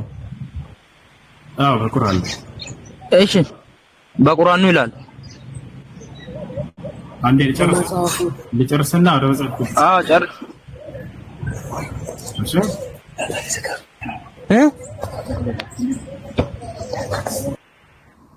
እሺ ቀጥሎ ምን ይላል? وإنه لتنزيل رب العالمين ይህ ቁርአን ከዓለማቱ ጌታ የተወረደ ነው ይላል። نزل به الروح الأمين ታማኙ መንፈስ ወይንም መልአኩ ጅብሪል ገብርኤል ያወረደው ይላል። በማን ላይ? على قلبك በአንተ ልብ ላይ لتكون من المنذرين أي من الأنبياء ከነቢያቶች ከአስፈራሪዎች እንድትወዘንድ ይላል። ስለዚህ ቁርአን ከአላህ ዘንድ እንደወረደለት ማስረጃው ደግሞ ይሄ ነው። በሌላ ቦታ ላይ ይላል አላህ ቃል በቃል ሲናገር ኢና አንዘልና عليك الكتاب بالحق ይላል በሱረት ዙመር ላይ እኔ ወደ አንተ በእውነት መጽሐፍን አወረድኩልህ እያለ ይናገራል። تنزيل الكتاب من الله العزيز الحكيم እያለ አላህ ሱብሓነሁ ወተዓላ ይናገራል። ከአላህ ዘንድ ይሄ ቁርአን እንደወረደላቸው በርካታ ቦታ ላይ ይናገራል። በሌላ ቦታ ላይ ምን ይላል? ቁል መን ካነ ዐዱወን ለጅብሪል ፈኢነሁ ነዘለሁ ዐላ ቀልቢከ ቢኢዝኒላህ እያለ ይናገራል። ወአንዘልና ኢለይከ ዚክረ ሊቱበይነ ሊናስ በአንተ ላይ አወረድኩልህ ይህን መጽሐፍ ይህን ቁርአን በአንተ ላይ አወረድኩልህ እያለ ብዙ ቦታ ላይ አላህ ተናግሯል። ስለዚህ እርሳቸው የአላህ መልእክተኛ እንደሆኑና ቁርአን ከአላህ ዘንድ እንደመጣላቸው ማስረጃው ይሄን ይመስላል። በሐዲስ ላይ ሲናገሩ ኡቲቱል ቁርአን ወሚስለሁ መዐሁ ቁርአንን ተሰጠሁኝ ከአምላኬ ዘንድ ከእርሱም ጋር የእርሱን አምሳያ ሐዲስን ተሰጠሁ አሉ። በሌላ ሐዲስ ላይ ነቢያችን ሰለላሁ ዐለይሂ ወሰለም እነ ሩሐል ቁዱስ ነፈኸ ፊ ሩዒ አሉ።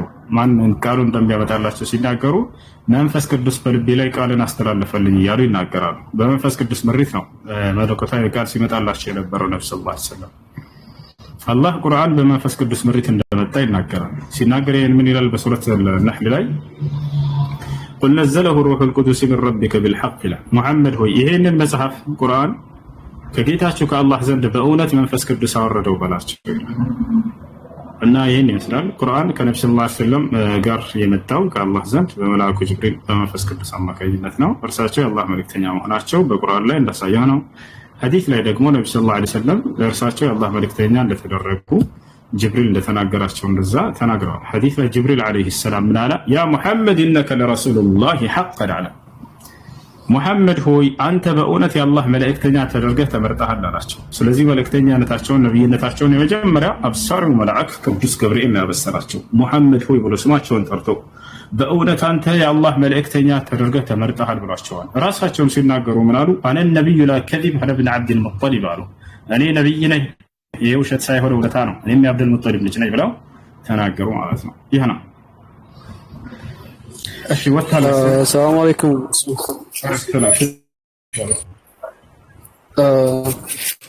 የተወሰኑ ጥያቄዎች ነበሩኝ። እኔ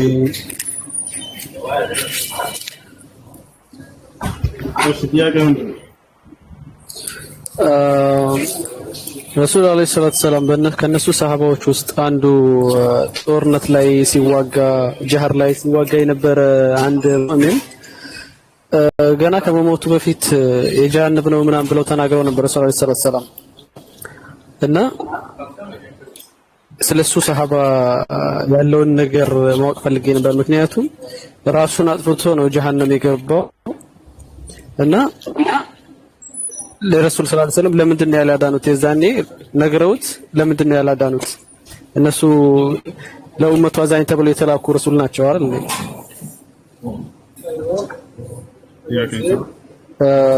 እንደገና ደግሞ ሌላ ጥያቄ ደግሞ የሉጥን ህዝብ አላህ ሱብሓነሁ ወተዓላ ሲያጠፋቸው በዛ መሀል ውስጥ ህፃናት ነበሩ።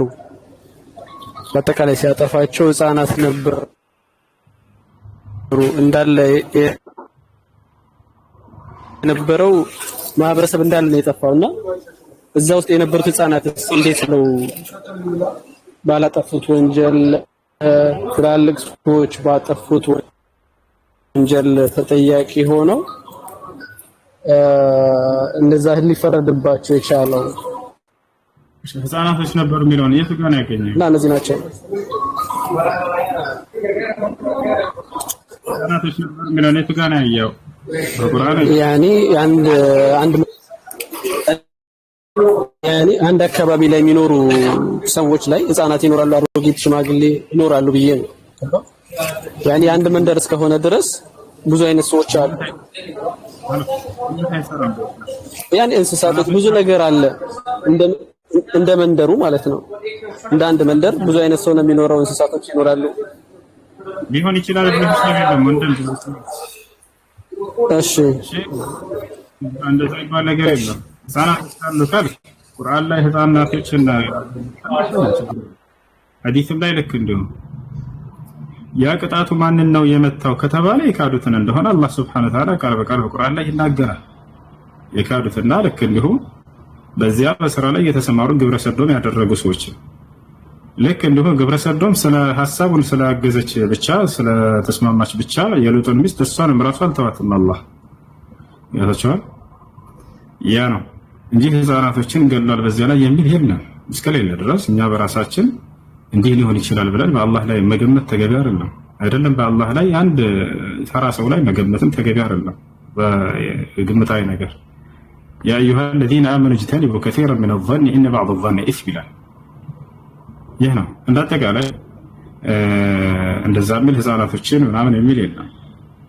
ነገር ግን በዚያ በግብረ ሰዶም ላይ ያሉትን ሰዎች ቅጣቱ እንደመታቸው ነው የሚናገረው። አላህ የቀጣቸውን ሰዎች ሁሉ ጥቅልል አድርጎ ሲናገር ወማ ظلمناهم ولكن ظلموا أنفسهم ይላል። ምን አልበደልኳቸውም ነገር ግን በኃጢአት ነፍሳቸውን በደሉ ቀጣቸው ይላል። ስለዚህ የቀጣቸው በኃጢአት ነፍሳቸውን የበደሉ ሰዎችን እንደሆነ አልበቃል ይናገራል ማለት ነው። ይሄ ነው። ሌላኛው ነገር ነብያችን ሰለላሁ ዐለይሂ ወሰለም አንድ የኔታ አድርጉት። ነብያችን ሰለላሁ ዐለይሂ ወሰለም ከሰሃቦቻቸው መካከል አንድ ሰሃባ ነበር ጂሃድ ያደረጉ ነበር። የዛኔ በጂሃዱ ጊዜ ነብያችን ሰለላሁ ዐለይሂ ወሰለም ጋር መጡና የሆኑ ሰዎች ነገሯቸው፣ አንቱ የአላህ መልእክተኛ ሆይ ይህ ሰው ምንኛ ጀግና ነው አሉ። አንድ ሰው ጀግና ሰሃባ ነበር። ጠላት አይደፍረውም ነበር፣ አይቀርበውም ነበር። በጣም ጀግና ሰሃባ ነበር። በጂሃድ መካከል ምንኛ ጀግና ነው አንቱ የአላህ መልእክተኛ ይህ ሰው ብሎ ሲነግሯቸው ጊዜ ላኪንሁ ፊናር አሉ ነብዩ ሰለላሁ ዐለይሂ ወሰለም። ነገር ግን እርሱ የእሳት ነው አሉ። አንተ እንዴት ነው እየተናገረ ያሉት ነብዩ ሰለላሁ ዐለይሂ ወሰለም? አምላክና ነብያቶች የወደፊቱን አምላክ ያውቃል። ነገር ግን ያንንም ለነብያቶች የነብይነታቸው ማረጋገጫ ይሆን ዘንድ ትንቢትን ይነግራቸዋል፣ ያሳውቃቸዋል። ያ ነገር ግን እንዲሆን እነሱ እንዳወሰኑበት ነው ወይ? ላ የሰውየው ነፃ ምርጫ ፈቃድ ነው። ያ በዛ በኋላ የሚያደርገው ምን ያደረገ ሰውየው ከተባለ የእሳት ሊሆን የቻለበት ምክንያት ነብያችን ሰለላሁ ዐለይሂ ወሰለም ይሄ ሰው ጀግና ነው ሲሏቸው ነገር ግን የእሳት ይሆናል በጣም ያሳዝነው ብለው ነገሯቸው። ወደፊት የሚሆነውን አላህ Subhanahu Wa Ta'ala በትንቢት አሳይቷቸው ነው።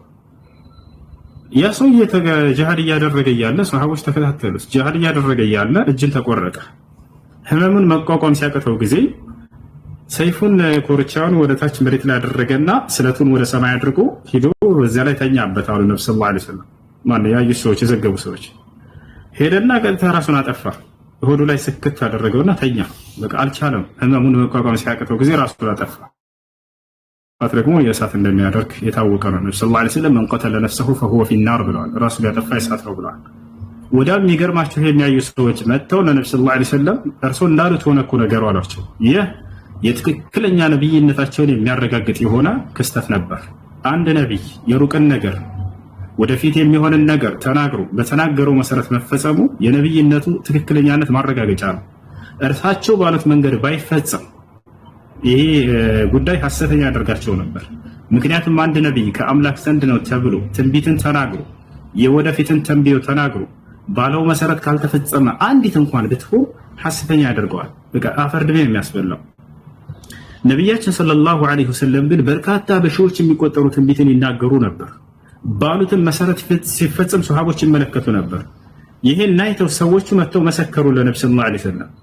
ከነበሩት ይሄን ከሰሙ መካከል በጂሃዱ ላይ ካዲያኖች ነበሩ ይባላል። እንዴት መሐመድ ይሄን ልቻለ? እንዴት ወደፊቱን ሊያውቅ ቻለ? ብለው ሄደው አይተው ሲያረጋግጡ ጊዜ መጥተው የሰለሶች ሁሉ አሉ። ምክንያቱም አንድ ነብይ ትንቢትን ተናግሮ ባለው መሰረት መፈጸሙ የነብይነቱ ማረጋገጫ እንደሆነ አይሁዶች ያውቃሉ። አጠቃላይ ይሄ ነው። እሺ አሁን ምን ቀረ? ያን ሰውዬ ምንድነው በየሆነው በዚያ ላይ ከተባለ አምላክና ነብያት የወደፊቱን ሁሉ ያውቃሉ። ያ ማለት ነብያቶች ከአላህ ዘንድ በተሰጣቸው እውቀት መሰረት የነብይነታቸው ማረጋገጫ ይሆን ዘንድ አላህ በቁርአን ላይ እንደተናገረው ሱረቱል ጂን ላይ ሲናገር ምን ይላል?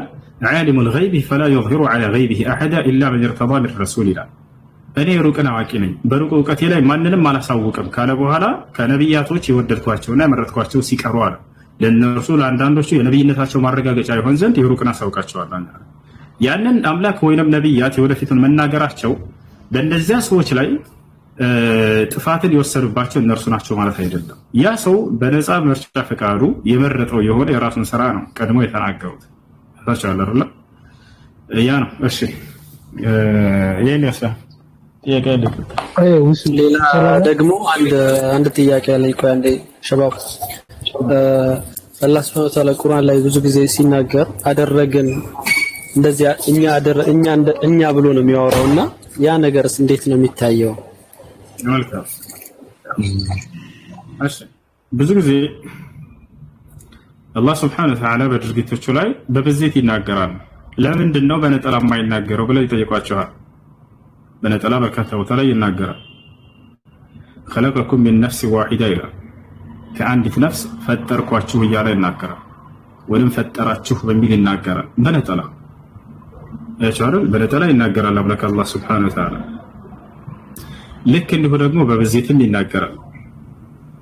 አያችሁ። ስለዚህ ለምን በነጠላ ይናገርም የሚሏቸው ካሉ ስጣቸው በነጠላ የተናገረበት ብዙ ቦታ አለ። ስለ ፍጥረቱም ስለ ስራዎችም ስለ ስራዎችም ወማ ቢኩም ሚን ኒዕመቲን ፈሚን አላህ ይላል። በእናንተ ላይ ምንም አይነት ጸጋ አይኖርም ከአላህ ቢሆን እንጂ እርሱ ይላል። خلق السماوات والارض ይላል። ሰማይና ምድርን ፈጠረ ይላል። ፈጠረ የሚለው ለብዜት ነው ለነጠላው? እንደምን ለነጠላ ነው እኮ። ልዩነቱ ምንድነው? አንዳንዴ ለነጠላ የሚጠቀምበትና ለብዜት የሚጠቀምበት ልዩነቱ ምንድነው? ነገር ግን ለሚጠይቋችሁ ለመጀመሪያው እየመለስኩላችሁ ነው። እርሱም የሚሏችሁ ምንድነው? አላህ ለምንድነው እንዲህ አደረገን? ለምን አደረግኩ አይልም በነጠላ ብላችሁ መልስ እየሰጣችሁ ይላል እኮ ብላችሁ ታሳያችሁ። ስለ ሰው አፈጣጠር ኢና خلقناكم ካለ በኋላ እኛ ፈጠርናችሁ ይልና በሌላ ቦታ ላይ በነጠላ ተነግሯል ወይ? አዎ خلقكم من نفس واحدة ይላል። ከአንዲት ነፍስ ፈጠራችሁ እያለ በነጠላ ይናገራል። ያ أيها الناس اتقوا ربكم الذي خلقكم من نفس واحدة ይላል። እናንተ ሰዎች ሆይ ያንን ከአንዲት ነፍስ የፈጠራችሁን ጌታችሁን አላህን ፍሩት እያለ ቁርአን ይናገራል። የፈጠሯችሁን አይልም፣ የፈጠራችሁን ብሎ ይናገራል። ስለዚህ አምላክ አላህ Subhanahu Wa Ta'ala ስለ ፍጥረቱና ስለ ጸጋው በሚናገር ጊዜ እኛ ይላል። እኔ በሚልም ልክ እንደው ደግሞ በነጠላም ይናገራል። ሉታቻለ አይደል? ይሄ ነው። ስለዚህ በነጠላ ለምን አይናገርም ለሚሏችሁ በነጠላ ብዙ ቦታ ላይ ተናግሯል ብላችሁ እንድታሳዩ ነው የመጀመሪያው። አሁን ሁለተኛው ነገር ምንድነው? እኛ የሚለው ቃል በአረበኛ ለሁለት ዓላማ ይውላል። አንደኛ የብዜትኛነት አለ፣ ሁለተኛ የገነትኛነት አለ። የብዜትኛነት ብሎ ማለት ብዙ አካሎች ሆነው አንድን ስራ ሰርተው ሳሉ ከመካከላቸው አንዳቸው ያን ስራ በሚገልጽና በሚያቀርብ ጊዜ እኛ ብሎ የሚገልጽበት የመግለጫ ቃሉ ነው። ለምሳሌ ብዙ ጊዜ ምሳሌ ለሰደበት ወልኝ ስለገመላችሁ ተማሪዎችን መምህሩ 10 ተማሪዎችን አሳይመንት ስሩ አላቸውና ቤት ስራ ሰጣቸው። ሰርተው ከመካከላቸው አንዱ ወጥቶ በሚያቀርብ ጊዜ 10ን ስራ ጥቅልል አድርጎ ምን ይላል ሲያቀርብ? እኔ የሰራሁት አሳይመንት አይደለም እኛ የሰራነው አሳይመንት ይላል። ይህ የብዜትኛነት ይባላል። ብዙ አካሎች ሆነው አንድን ስራ ሰርተው ሳሉ ከመካከላቸው አንዳቸው የዚያን ስራ ሁኔታ በሚገልጽ ጊዜ የሚጠቀመው ቃል እኛ የሰራነው የሚለው አያርም። ይህ የብዜትኛነት ይባላል። ከበስተጀርባው 9 ሰዎች አሉ ይልች የሚለውን እንረዳለን። ሁለተኛው ደግሞ የገነትኛነት የሚባለው የገነትኛነት የሚባለው ደግሞ አንድ አካል ብቻውን ሆኖ ሳለ ታላላቅ ገናና ስራዎችን ሰርቶ የዛኔ ገነቱንና ክብሩን ልቅናውን ለመግለጽ የሚጠቀምበት ቃል ነው እኛ የሚለው። ይሄን ደግሞ መንግስታቶች ብዙ ጊዜ ይጠቀሙታል። አይተህ ከሆነ መንግስታቶች የሆነ ነገር አድርጎ ከሆነ እኛ ያደረግነው ብሎ ይናገራል። ያን ነገር ወይንም የጸጋ ባለቤቶች እኛ እንዲህ አድርገንላቸው የለ እንዲያሉ ይናገራሉ። አላህ ሱብሓነሁ ወተዓላ ደግሞ ከማንም በላይ ገናና ስራዎችን የሰራና ገናና ፍጥረታቶችን ያስገኘ እነዚህም በሚገልጽ ጊዜ ነው እኛ ፈጠርናቸው እያለ ይህንን የሚናገረው። ስለዚህ አላህ ሱብሓነሁ ወተዓላ ታዲያ የግነቱን ነው ያስበበት የብዜትን ነው የሚለውን ደግሞ እኛ ሳንሆን የምንነስምለት ራሱ ይንገረን በቁርአን ላይ ራሱ ይመልስልን። ለመሆኑ የብዜትኛነት ነው ወይንስ የግነትኛነት? እኛ ሲል ጊዜ አላህ የሚለውን በቁርአን ላይ በብዜት ደረጃ አንዲት ብቻ እንደሆነ ገልጿል። የቱ ጋር ከተባለ ቁል ሁወ አላሁ አሐድ በል እርሱ አላህ አንድ ነው አለ። ወኢላሁኩም ኢላሁን ዋሂድ አምላካችሁ እርሱ አንድ ብቻ ነው እያለ ይገልጻል። እሺ ሁለት ሊሆን ይችላል ወይ ብለው ሊያስቡ የሚችሉ ሰዎች ካሉ ሁለትን አንስቶ ተቃውሞታል። አላህ በቁርአን ላይ ሱረቱ ነህል ላይ ምን አለ? ወላ ተተኺዙ ኢላሀይን ኢስነይን ኢነማ ሁወ ኢላሁ ዋሂድ ፈኢያየ ፈርሀቡን ይላል። ሁለት አምላክ አድርጋችሁ አትያዙኝ እኔ አንድ አምላክ ብቻ ነኝና እኔን ብቻ ፍሩኝ እያለ ይናገራል። እሺ ሶስትስ ሊሆን ይችላል ወይ ብለው ለሚያስቡ ሰዎች ካሉ ሶስትን አንስቶ ተቃውሞታል። ሱረቱ ኒሳ መጨረሻው ገጽ ላይ ምን አለ? ወላ ተቁሉ ሰላሳ ኢንተሁ ኸይረን ለኩም ኢነማ አላሁ ኢላሁ ዋሂድ አለ። ሶስት አትበሉኝ ከዚህ ንግግራቸው ተቆጠቡ እኔ አንድ አምላክ ብቻ ነኝና አለ። ሱብሃነሁ ብሎ እንዳውም አጸናው። ጥራት ይገባኝ አጋር ከመኖር ለእኔ ሌለኝ ሌላ አጋር አለ። ስለዚህ አላህ ሱብሃነሁ ወተዓላ በብዜት አንድ ብቻና ነጠላ ብቻ ነው። ኢነላህ ዊትሩን ዩሂቡል ዊትራ ነብዩ ሰለላሁ ዐለይሂ ወሰለም አላህ ነጠላ ነው ብሎ ተናገሩ። ልክ እንደሆነ ነቢያቶች አላህ ሱብሃነሁ ወተዓላን ከእርሱ በስተቀር ሌላ ማንም አምላክ የሌለ አንድና ብቸኛ እያሉ ይገልጹታል። ለምሳሌ ዒሳን እንውሰድ። ወኢነላህ ረቢ ወረብኩም የእኔም የእናንተም ጌታ እርሱ አላህ ብቻ ነው እርሱን በብቸኝነት ተገዙት እያለ ይናገራል። ሙሳ ዓለይሂ ሰላም ምን አለ? ኢነማ ኢላሁኩም አላህ ላ ኢላሃ ኢላ ሁ አለ። አምላካችሁ እርሱ አላህ ብቻ ነው ከእርሱ በስተቀር ሌላ ማንም አምላክ የላችሁም አለ። ይህን ይመስላል። ስለዚህ ለሁለቱ ዓላማ ይውላል። ነገር ግን አላህ ሱብሓነሁ ወተዓላ እኛ ሲል ጊዜ ያሰበው ምንድነው ከተባለ ክብሩና ልቅናውን ለመግለጽ እንጂ ብዜትን አይደለም። ታዲያ በቁርአን ላይ ለሌላ አካል ክብራቸው ልቅናቸው ለመግለጽ አንድ ብቻ ነጠላ ሆነው የተጠቀሙ አለው ይህን ቃል ከተባለ ነበሩ። ለምሳሌ መንግስታቶች ንጉሶች እንዳልኩ ቅድም ሱለይማን ንጉስ ነበር አይደል? ሰለሞን ሱለይማን ዓለይሂ ሰላም እርሱ ራሱን በብዜት ይገልጻል። እኛ እያለ ይናገራል አንድ ሆኖ ሳለ አላህ በቁርአን ላይ ሱረቱ ነምል ላይ ሁለተኛው ገጽ ላይ ስለ ሱለይማን ሲነግረን ሱለይማን ያለውን ቃል ሲያስቀምጥልን ምን አለ? ወወሪሰ ሱለይማኑ ወቃለ ያ አዩሃ ናሱ ዑሊምና መንጢቀ ጠይር ወቃለ ካለ በኋላ አለ ሱለይማን ካለ በኋላ አለ የሚለው ለነጠላ ነው ለብዜት ወንድም የተናሳ እስኪ አለው እንተረዳ አሎ አለ የሚለው አለ እኔን ነው አቤት አለ የሚለው ለነጠላ ነው ለብዜት? ሱለይማን አለ ይለናል አላህ ለነጠላ ነው። አለ ካለም በኋላ ሱለይማን አለ ካለ በኋላ ሱለይማን እንዴት እንዳለ ሲገልጽበት በብዜት ራሱን እየገለጸ ይናገር ነበር። ወቃለ አልሐምዱሊላሂ الذي فضلنا على كثير وقال يا ايها الناس علمنا منطق الطير علمنا تستمرنا يا استمرنا አምላካችን አላህ استمرنا እያለ ይገልጻል። ወኡቲና ሚን ኩል ሸይእ ከሁሉም ጸጋም ተሰጠነ ይላል። ተሰጠነ የሚለው ለብዜት ነው ለብዜት ነው። አየህ አይደለ? ለነጠላ ቢሆን ተሰጠው ነበር ማለት ያለበት ወዑሊምቱ መንጢቀ ጠይር ነበር ማለት ያለበት። ነገር ግን ቁርአን በብዜት ይገልጻል። ሌላው ልጨምርልህ ኸድር የነበረው ታሪክ ታውቃለህ አይደለ? ሱረቱል ከህፍ ላይ ያለው ትንሽ ጫጫታ ስላለ ልዝጋላችሁ ማለት ነው። እየሰማሁ ኸድር አንድ ብቻ ነጠላ ሆኖ ሳለ ራሱን በብዜት ይገልጽ ነበር። ወአመ الغلام فكان أبواه مؤمنين فخشينا على አያችሁ አይደለ? ወአመ الغلام ህፃኑ ልጅ ማለት ኸድር ስለገደለው ልጅ እየተናገረ ለምን ገደልከው ብሎ ሙሳ እየጠየቀው ወአመ الغلام ያ ልጅማ فكان أبواه مؤمنين ወላጆቹ አማኞች ነበሩ አለ። فخشينا ነገር ግን ፈራን አለ። ፈራሁ ነበር ማለት ያለበት አያችሁ። ብቻውን ሆኖ ሳለ ሙሳ ያንን ድርጊት ያደረገው ምን አለ? ነገር ግን ፈራን አለ። ራሱን በምን ገለጸ? በብዜት ገለጸ። ስለዚህ አንድ አካል ሆኖ በብዜት ራሳቸውን መግለጽ የተለመደ ነገር። ፊርዓውን ንጉስ ነው። ምን አለው ሙሳ ዓለይሂ ሰላም ወደ እርሱ በመጣ ጊዜ ቃለ ፊና ወለቢስተ ፊና ሚን ዑምሪከ ሲኒን በእኛ መካከል አላሰደግነህምን አለ። በእኛ መካከል አልቆየህምን ከእድሜዎችህ ይህን ያክል የእድሜ ቆይታ ጊዜ እያለ ይናገረው ነበር። እኛ እያሉ ይናገራሉ መንግስታቶች፣ የታወቀ ነው። ሱለይማን ዓለይሂ ሰላም ከዛሊከ አልኸድር ሌሎችም ልክ እንዲሁ እና ይህን ይመስላል። فمالك الملك الله جل جلاله يستحق أن يتكلم بهذه العبارة በዚህ አነጋገር ዘይቤ አላህ ሊናገር ከማንም በላይ ደግሞ የሚገባው እርሱ ነው።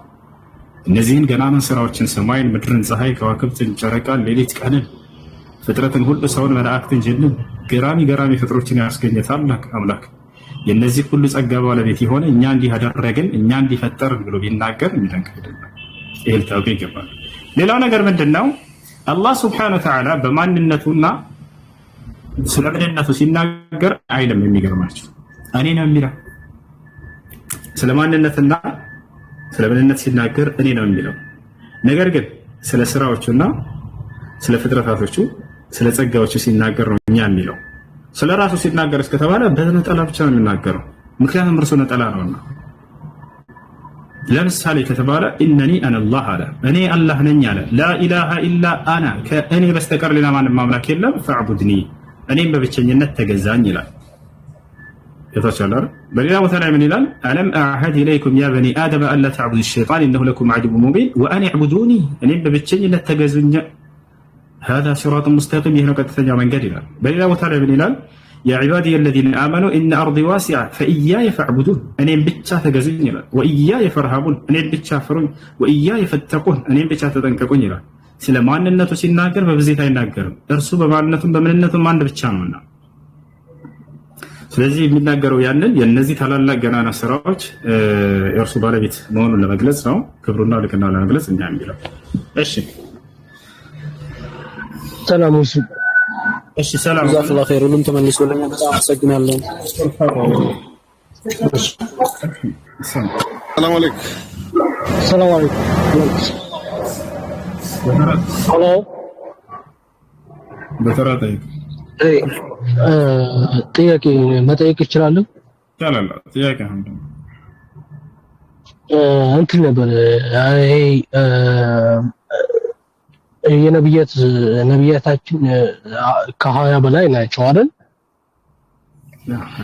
እና ብዙ ጊዜ የሚወደሰውና እንትን የሚለው ብዙ ጊዜ ሶላት የሚወርደው በመሐመድ ነው። ዲፈረንቱ ምንድነው? ልዩነቱ ምን ልዩነት አለው? በመሐመድ እስላም ብዙ ጊዜ በመሐመድ ሶላት የሚወርደው ለምንድን እንደሆነ ግልጽ እንደሆነልኝ ነው። ኔክስት ደግሞ ይሄን እንትስልኝ ኔክስት የሆነ አንድ ኩዌሽን አለ፣ እሱ መጠየቅ እችላለሁ? እሺ፣ በእስልምና ሶላት የሚወረደው ለነብዩ ሰለላሁ ዐለይሂ ወሰለም ብቻ ነው ወይ? ለአይደለም፣ ለሁላቸውም እናወርዳለን። አውርደው የሚልም ትእዛዝ ነው። እሺ፣ አንዴ ከግርታ ጋር ከእንትን በናመልስላ ከላይ ያለው ልጅ አለ ቤተናንሳ። እሺ ዶክተር ሰላም አለይኩም። አለይኩም ሰላም ወራህመቱላህ። እሱ እንዴት ነህ? ደግ ነኝ አልሐምዱሊላህ። ብዙ ጊዜ እየጠየቅኩ ነበር፣ ይቅርታ አልመለስክልኝም። ለምሳሌ የክርስትና ሰለምቴ ማለት ነው በራሱ ሸሃዳ መያዝ ይችላል ባለህ ካመነበት? በትክክል መያዝ ከቻለ ሸሃዳ ቃልን ችግር የለውም መያዝ ይችላል በራሱ። አይዋ እኔ ቆይቻለሁ፣ ግን ያው ራሴ እንትን ስለማውቅ ማጣራት ስላለብኝ እንደቅብዬ በትክክል ይዘሽ ማለት ችግር የለውም ትችላላችሁ። ወንም ሰዎች ሲያስይዙ ከሰማቸው አብራቸው በትክክል አው ከሚባለውን ካወኩኝ ያው ችግር የለውም ማለት ነው በራሴ ካመንኩበት። እሺ አላህ ይስጥልኝ። መርሐባ። እሺ አሁን እንቀጥል። ለመሆኑ በነብዩ ሰለላሁ ዐለይሂ ወሰለም ብቻ ነው ወይ ሶላት የምናወርደው? ላ አይደለም። በሁሉም ነብያት ላይ ሶላት ማውረድ እንችላለን፣ እናወርድላቸዋለን። ይህን ያለው ማን ነው? ነብያችን ሰለላሁ ዐለይሂ ወሰለም ማስረጃ ልስጣቸው። ሐዲስ ላይ ምን አሉ? ቃለ ነብዩ ሰለላሁ ዐለይሂ ወሰለም ሰሉ ዐለል አንቢያኢ ወልሙርሰሊን ሚን ቀብሊ ፈኢነ አላህ ቀድ አርሰለሁም ከማ አርሰለኒ። ነብያችን ሰለላሁ ዐለይሂ ወሰለም ምን አሉ? ከእኔ በፊት በተላኩት ነብያትም ላይ ሶላትን አውርዱ፣ አላህ እኔን እንደላከኝ ሁሉ እነርሱንም ልኳቸዋልና ብለው ተናገሩ። ነብያችን ሰለላሁ ዐለይሂ ወሰለም ለመሆኑ በትምህርታቸው ላይ ነብያትን ያነሱ ነበር። ታዲያ ሶላት ያወርዱላቸው ነበር ወይ ከተባለ አዎ ያወርዱላቸው ነበር። ነብያችን ሰለላሁ ዐለይሂ ወሰለም ስለ ኢብራሂም እየተናገሩ ኢብራሂም ሰለላሁ ዐለይሂ ወሰለም ብለው ቃል በቃል ተናግረዋል። ነብያችን ሰለላሁ ዐለይሂ ወሰለም ወደፊት መሲሁ ዳግም ከሰማይ ይወርዳል በመላእክት ታጅቦ እያሉ እየተናገሩ እያለ ትንቢትን መሲሁን ሲያነሱ ዒሳ ካሉ በኋላ ሰለላሁ ዐለይሂ ወሰለም ብለው ተናግረውለታል። ስለዚህ በነቢያቶች ላይ ሰለዋት ብታወርዱ ችግር የለውም፣ ማውረድ ትችላላችሁ። ይቻላል፣ ይፈቀዳል። እሺ ብራዘር፣ ሁለተኛ ይቅርታ ጥያቄ መጠየቅ ይቻላል? ከነሱ መካከል እንዴት እነሱ ሊመርጥ? እኔ ሙስሊም ነኝ እና ከነሱ መካከል እነሱን ልዩነት አድርጎ ሊመርጥ የቻለበት ምክንያት ምንድን ነው? ከብዙ ነብያት መካከል ነቢያችን መሐመድ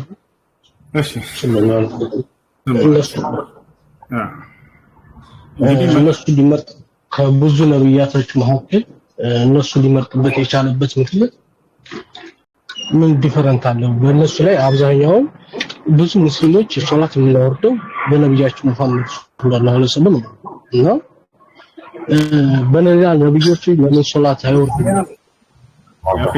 እናወርዳለን አልኩህ፣ ወርሳቸው ላይ እናወርዳለን። ነብዩ ሰለላሁ ዐለይሂ ወሰለም ተናገሩ ሐዲስ ላይ ነብያቶችንም ሲያነሱ ጊዜ ሶላት ያወርዱላቸው ነበር። ራሳቸው ቃል በቃል ሰለላሁ ዐለይሂ ወሰለም ይሉ ነበር። እሱ ከሆነ ጠይቀኝ ጥያቄ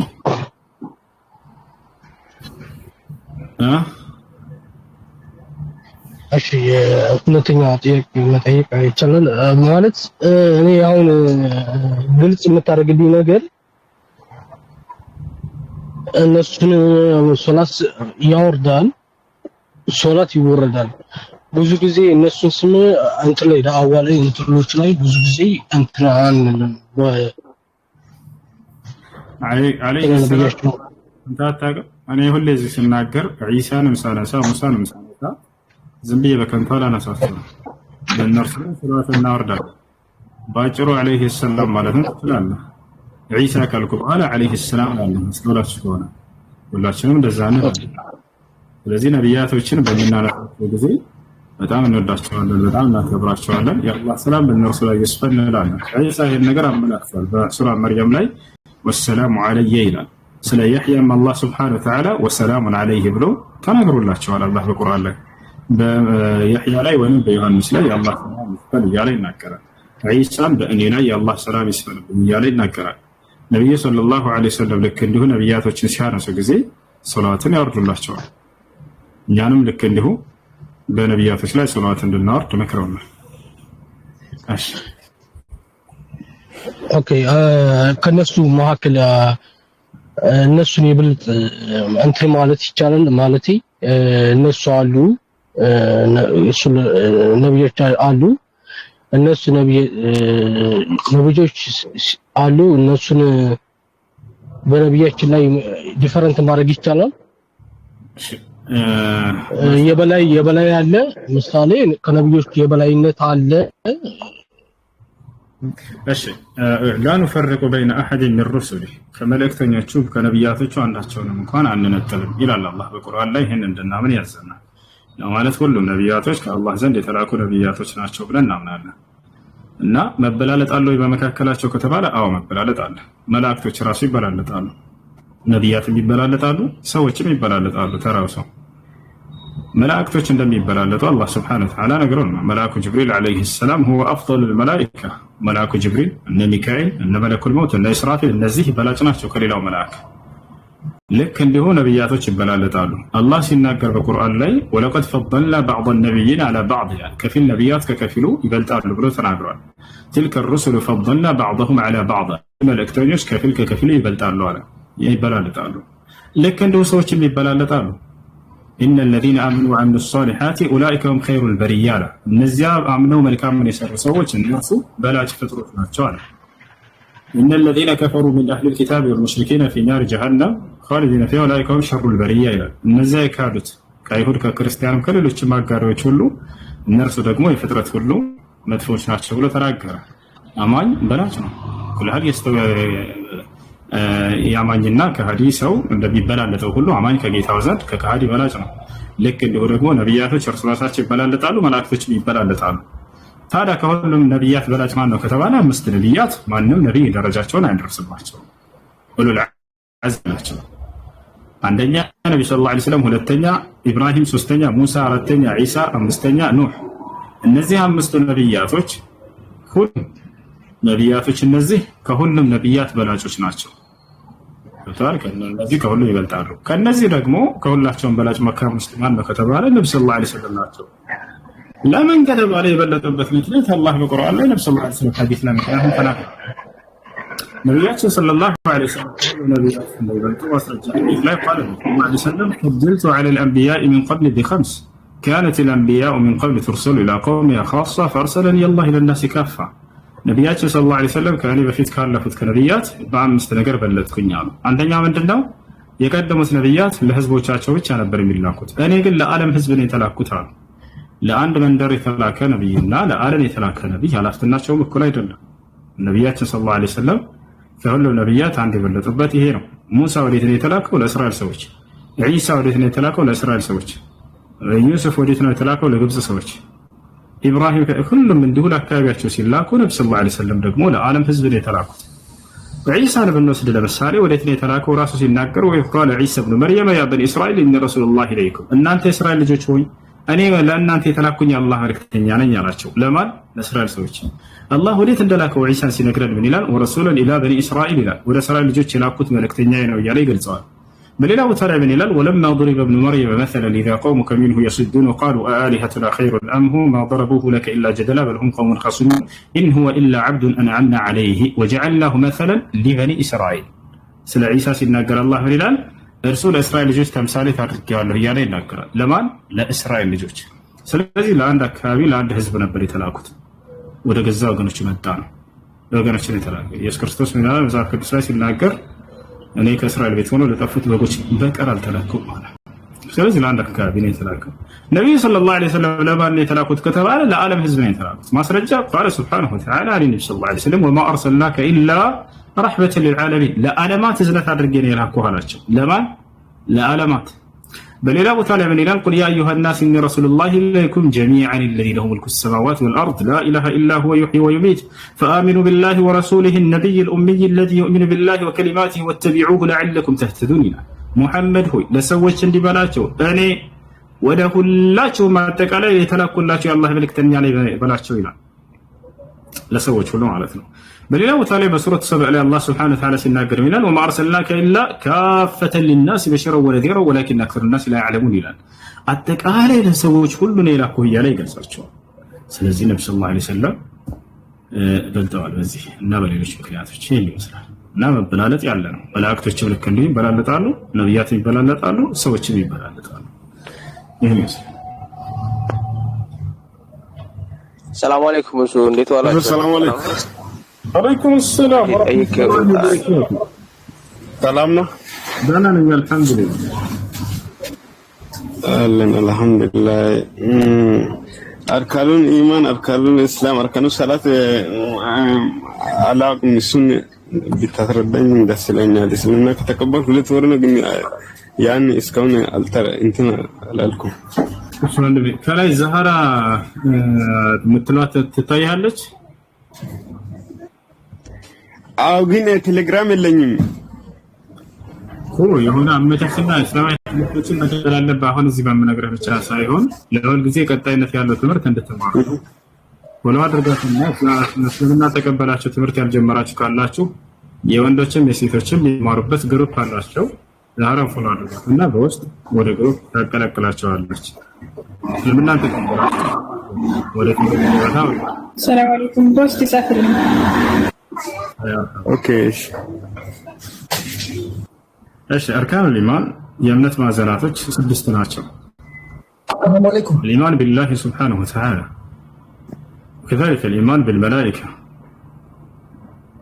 وكذلك الإيمان بكتبه سبحانه وتعالى، وكذلك الإيمان يعني برسله، وكذلك الإيمان بالقدر خيره وشره كل من الله سبحانه وتعالى، وكذلك الإيمان باليوم الآخر، وكذلك الإيمان بالقدر. سدستوچ የእምነት ማዕዘናቶች እነዚህ ናቸው።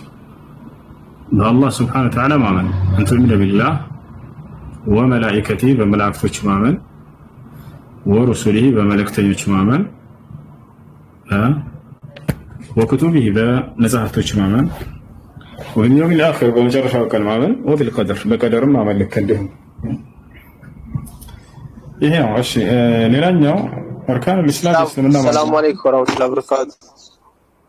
አለይኩም ሰላም ወራህመቱላሂ ወበረካቱ። ጥያቄ ነበረኝ ጠይቄ መውጣት ይችላል ኡስታዞች? እሺ ጥያቄ አለ። አመሰግናለሁ። የሆነ ጓደኛዬ የጋራ እቃ ነበረን።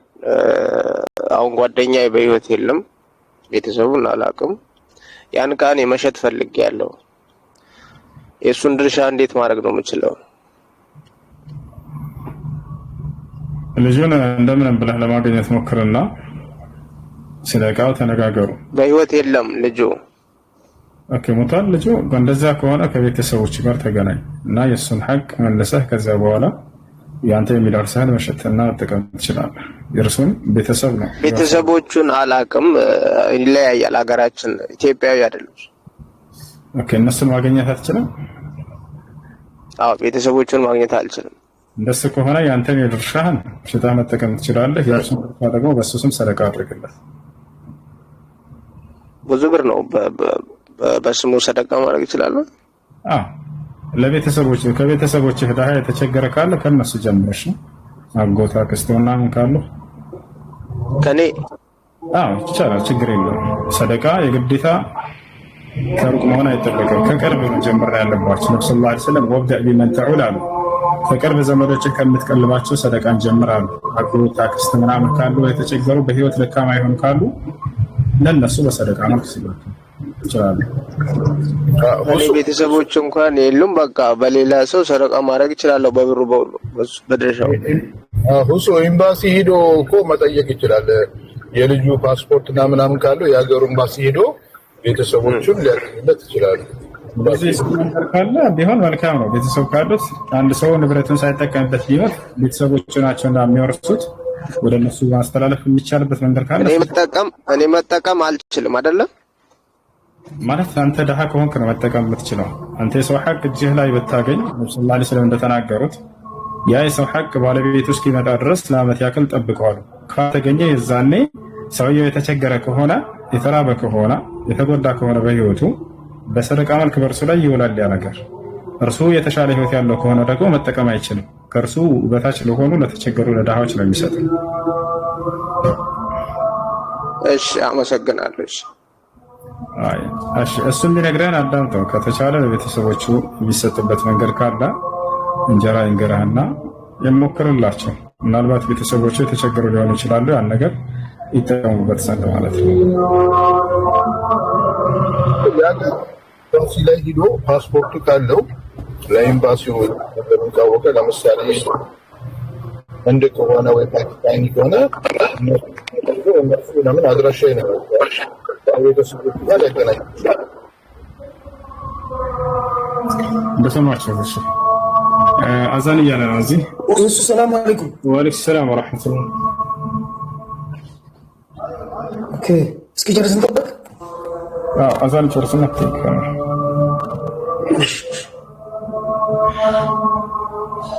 يا سلام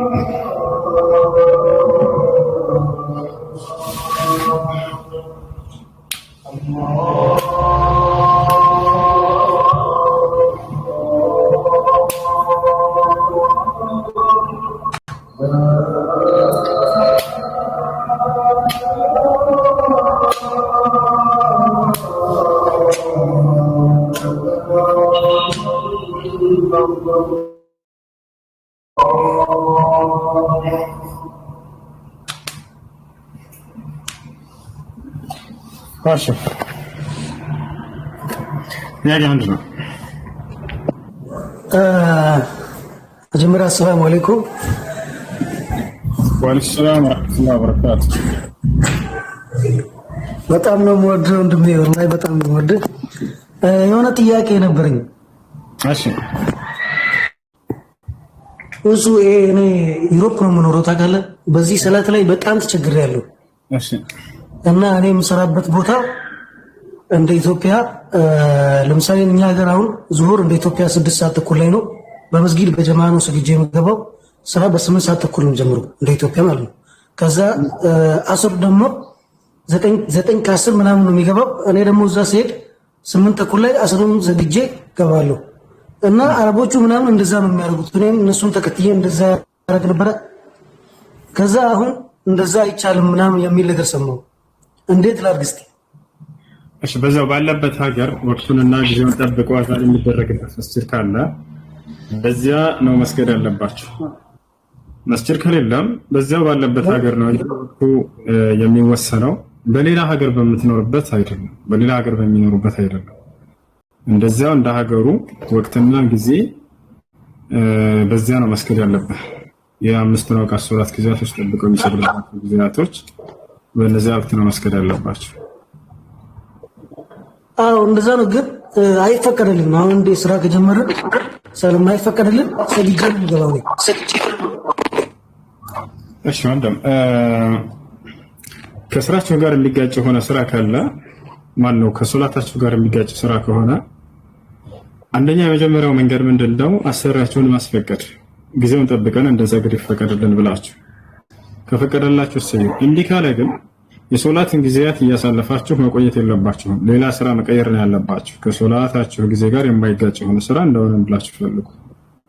ከዛ በኋላ ያለ አባን ኮፍያ ከላይ ካደረጋችሁ በኋላ መነጽራችሁ እንደልባችሁ መልበስ ማለት ነው። እሺ ወላሂ ስራ እንኳን ሌላ አይገኝም። ግን ከዚህ በፊትም ጠይቄ ነበር። የሆነ ስራ ነበረኝ እዛ አሳማ ምናምን ተሰልሚሉ አይቻልም ምናምን ብለኝ ነበር ትዴ። ይሄ ደግሞ ሰላት አይፈቅዱም፣ ሰዎቹ አይፈልጉም፣ ካፍሮች ናቸው፣ አይፈቅዱልንም እኮ ወንድም። በቃ ካልፈቀዱ ሌላ ስራ በፈልግ ነው እንጂ እኔ የሶላትን ጊዜ እያሳለፍክ ቆይ ብዬ አልመክረም። የሶላትን ጊዜ ጠብቀህ ከሶላት ጋር የማይጋጭ የሆነ ስራ እንደምንም በፈልገህ እንድትሰራ ነው እኔ የምመክርህ። እሺ ግን ዙሁር ላይ ሰግጄ መግባት አልችልም። ወቅቱ ሳይደርስ አዛን ሳይባል በፊት ቀድሞ መስገድ አይቻልም። ነብያችን ሰለላሁ ዐለይሂ ወሰለም ሶላትን ጊዜውን ጠብቃችሁ ስገዱ ብለው ተናግረዋል። ከሶላት ጊዜው ሳይደርስ በፊት ቀድሞ የሰገደ ሰው ሶላት ውድቅ ነው የሚሆነው። فمن صلى قبل دخول وقتها يعني فصلاته باطلة إذا كان متعمدا. ماشي أو سويه صلاة ጊዜ ሳይደርስ በፊት ቢሰግድ ሶላት ውድቅ ነው የሚሆነው። እሺ جزاك الله مرحبا. السلام عليكم ورحمة الله وبركاته. وعليكم السلام ورحمة الله وبركاته. ኡስታዝ አላህ ይጠብቀ። እኔ ጥያቄ ሁለት ጥያቄ ነበረ። እሺ የመጀመሪያው ጥያቄ አሁን ለምሳሌ እዚህ አረባት ላይ የኢትዮጵያን ግሩፕ በሚል ዋትስአፕም ሆነ እንትን ላይ አለ እና እዛ ግሩፕ ላይ ያለበት አካባቢውን ስራ ክፍት ቦታ ካለ እንደዚህ ስራ አለ ምናምን ተብሎ ተነግረና ከዛ ላይ ኮሚሽን መቀበል እንዴት ይታያል? ስራ ያስገባበትን ስለሰዎች እንትን ብትል ችግር የለውም። በመጠኑ ልክ ብትቀበላቸው፣ ከልክ በላይ እንዳትቀበል፣ ከልክ በላይ እንዳትቀበላቸው። አንተ ስራ አስፈልገህ ከዛ በኋላ ወደዛ ስራ እንዲገቡ ብታደርግ የልፋትህን የድካምህን በልኩ ብትቀበል ችግር የለውም። ሁለተኛው ጥያቄ ደግሞ አሁን ብዙ ጊዜ እየተመለከትኩ ስለሆነ ነው ኦንላይን ላይ አሁን አብዛኛው እንትኖች የኦንላይን ማጋባት ምናምን ተጀምሯል እና ይሄ ነገርስ እንዴት ይታያል? እሺ ኦንላይን ላይ ማጋባት ይሄ ጥሩ ነገር አይደለም። ይሄ ጥሩ ነገር አይደለም። ያመጡና ገስት ላይ ማንነዎች ልጅ የሚፈልግ ይባላል፣ ትገባለች እሷ። ከዛ በኋላ እኔ እፈልጋታለሁ ብሎ ይገባል፣ ያስገቡታል። ከዛ በኋላ በውስጥ ተገናኙላቸው። ከዛ በውስጥ ሌላ ሀገር ውስጥ ሊሆን ይችላል። ይሄ ጥሩ አይደለም። ይሄ አይቻልም። አይሆንም። ወደ ክፉ ነገር ሰዎችን መምራት ነው። ስለዚህ ተው። ትዳር በቤተሰብ ሲሆን ነው ደስ የሚለው። አላህ እንደተናገረው በቁርአን ላይ ፈንኪሁሁነ ቢኢዝኒ አህሊሂን ይላል። ሴቶችን በቤተሰቦቻቸው ፈቃድ አግቧቸው ይላል። ሴት ልጅ የቅሪ ጭልፋ አይደለችም። ሰው ዝም ብሎ ቦታ ሄዳ አንጠልጥላ የሚወስዳት በክብር በቤተሰብ ነው እስላም ያስቀምጠው ህግና ስርዓት አለ። እሺ ይሄን ይመስላል። አንድ የመጨረሻ ጥያቄ ብዙ ጊዜ እንትን ስለምትሉ አሁን ለምሳሌ አሁን ካለህበት የአረብ ቤቶች ለመውጣት አብዛኛው ጊዜ እሺ ስለማይሉ በዛ ነገር ላይ ዋሽተህ ሳያመኝ አሞኛል ብሎ ምናምን እንደዚህ መውጣት ይሄ ነገርስ እንዴት ይታያል? ካልተመቸኝም ብለህ መውጣት ነው። ካልተመቸኝም ብለህ አትዋሽ። ነገር በህይወታችሁ ላይ አደጋ የሚጥልባቸው ነገር እስካልሆነ ድረስ ለትንሽ ለትልቁ ዝም ማሸት ተገቢ አይፈቀድም። እና ያላመማችሁን አሞኛል ማለት አስፈላጊ አይደለም። ካልተመቸ ከዚያ ስራ ለመውጣት በግልጽ ነገር ነው። አይነቶች ደሞዙ አንሶ ከሆነ ለምሳሌ የምትከፈለው 10 ሺህ ሪያል ከሆነች ካነሰች እኔ 20 ሺህ ሪያል ካላደረክልኝ አልሰራም እዚህ ብለህ በግልጽ ነገር ነው። ከተመቸ ጨምሮ ስራል፣ ካልተመቸ ሌላ ቦታ ነው ጃትዋሽ አሽት ያረን። እሺ ኡስታዝ ጀዛከላህ፣ አላህ ይጠብቀ፣ አላህ ይጨምርልህ። እሺ ወአለይኩም ሰላም ወራህመቱላሂ ወበረካቱ። እንዴት ነበር? ሰላም ነው? ሰላም ነው አልሐምዱሊላህ። አዛን ብሏል። አንድ ጥያቄ ብቻ ከሆነ ላስተናግድ። ያው እኔ መስማትም ፈልጌ ነበር፣ ያው ለሆነ ነገር ስለፈለኩ መስማትም መማርም ፈልጌ ነበር። ያው እሺ ሌላ ጊዜ። ሰላም አለይኩም ወራህመቱላሂ ወበረካቱ። ዛህራና እንጀራሉ ይቀጥሉላችኋል እነሱ ኢንሻአላህ። ዛህራ ለሻረላ አራዲ ብገባ ነው እሱ ምን ነው አለ ወረመስከደሽ እሺ ዛህራ ነው ያለው ይገርማል። አላሁ አክበር። እሺ ጥያቄ ያላችሁ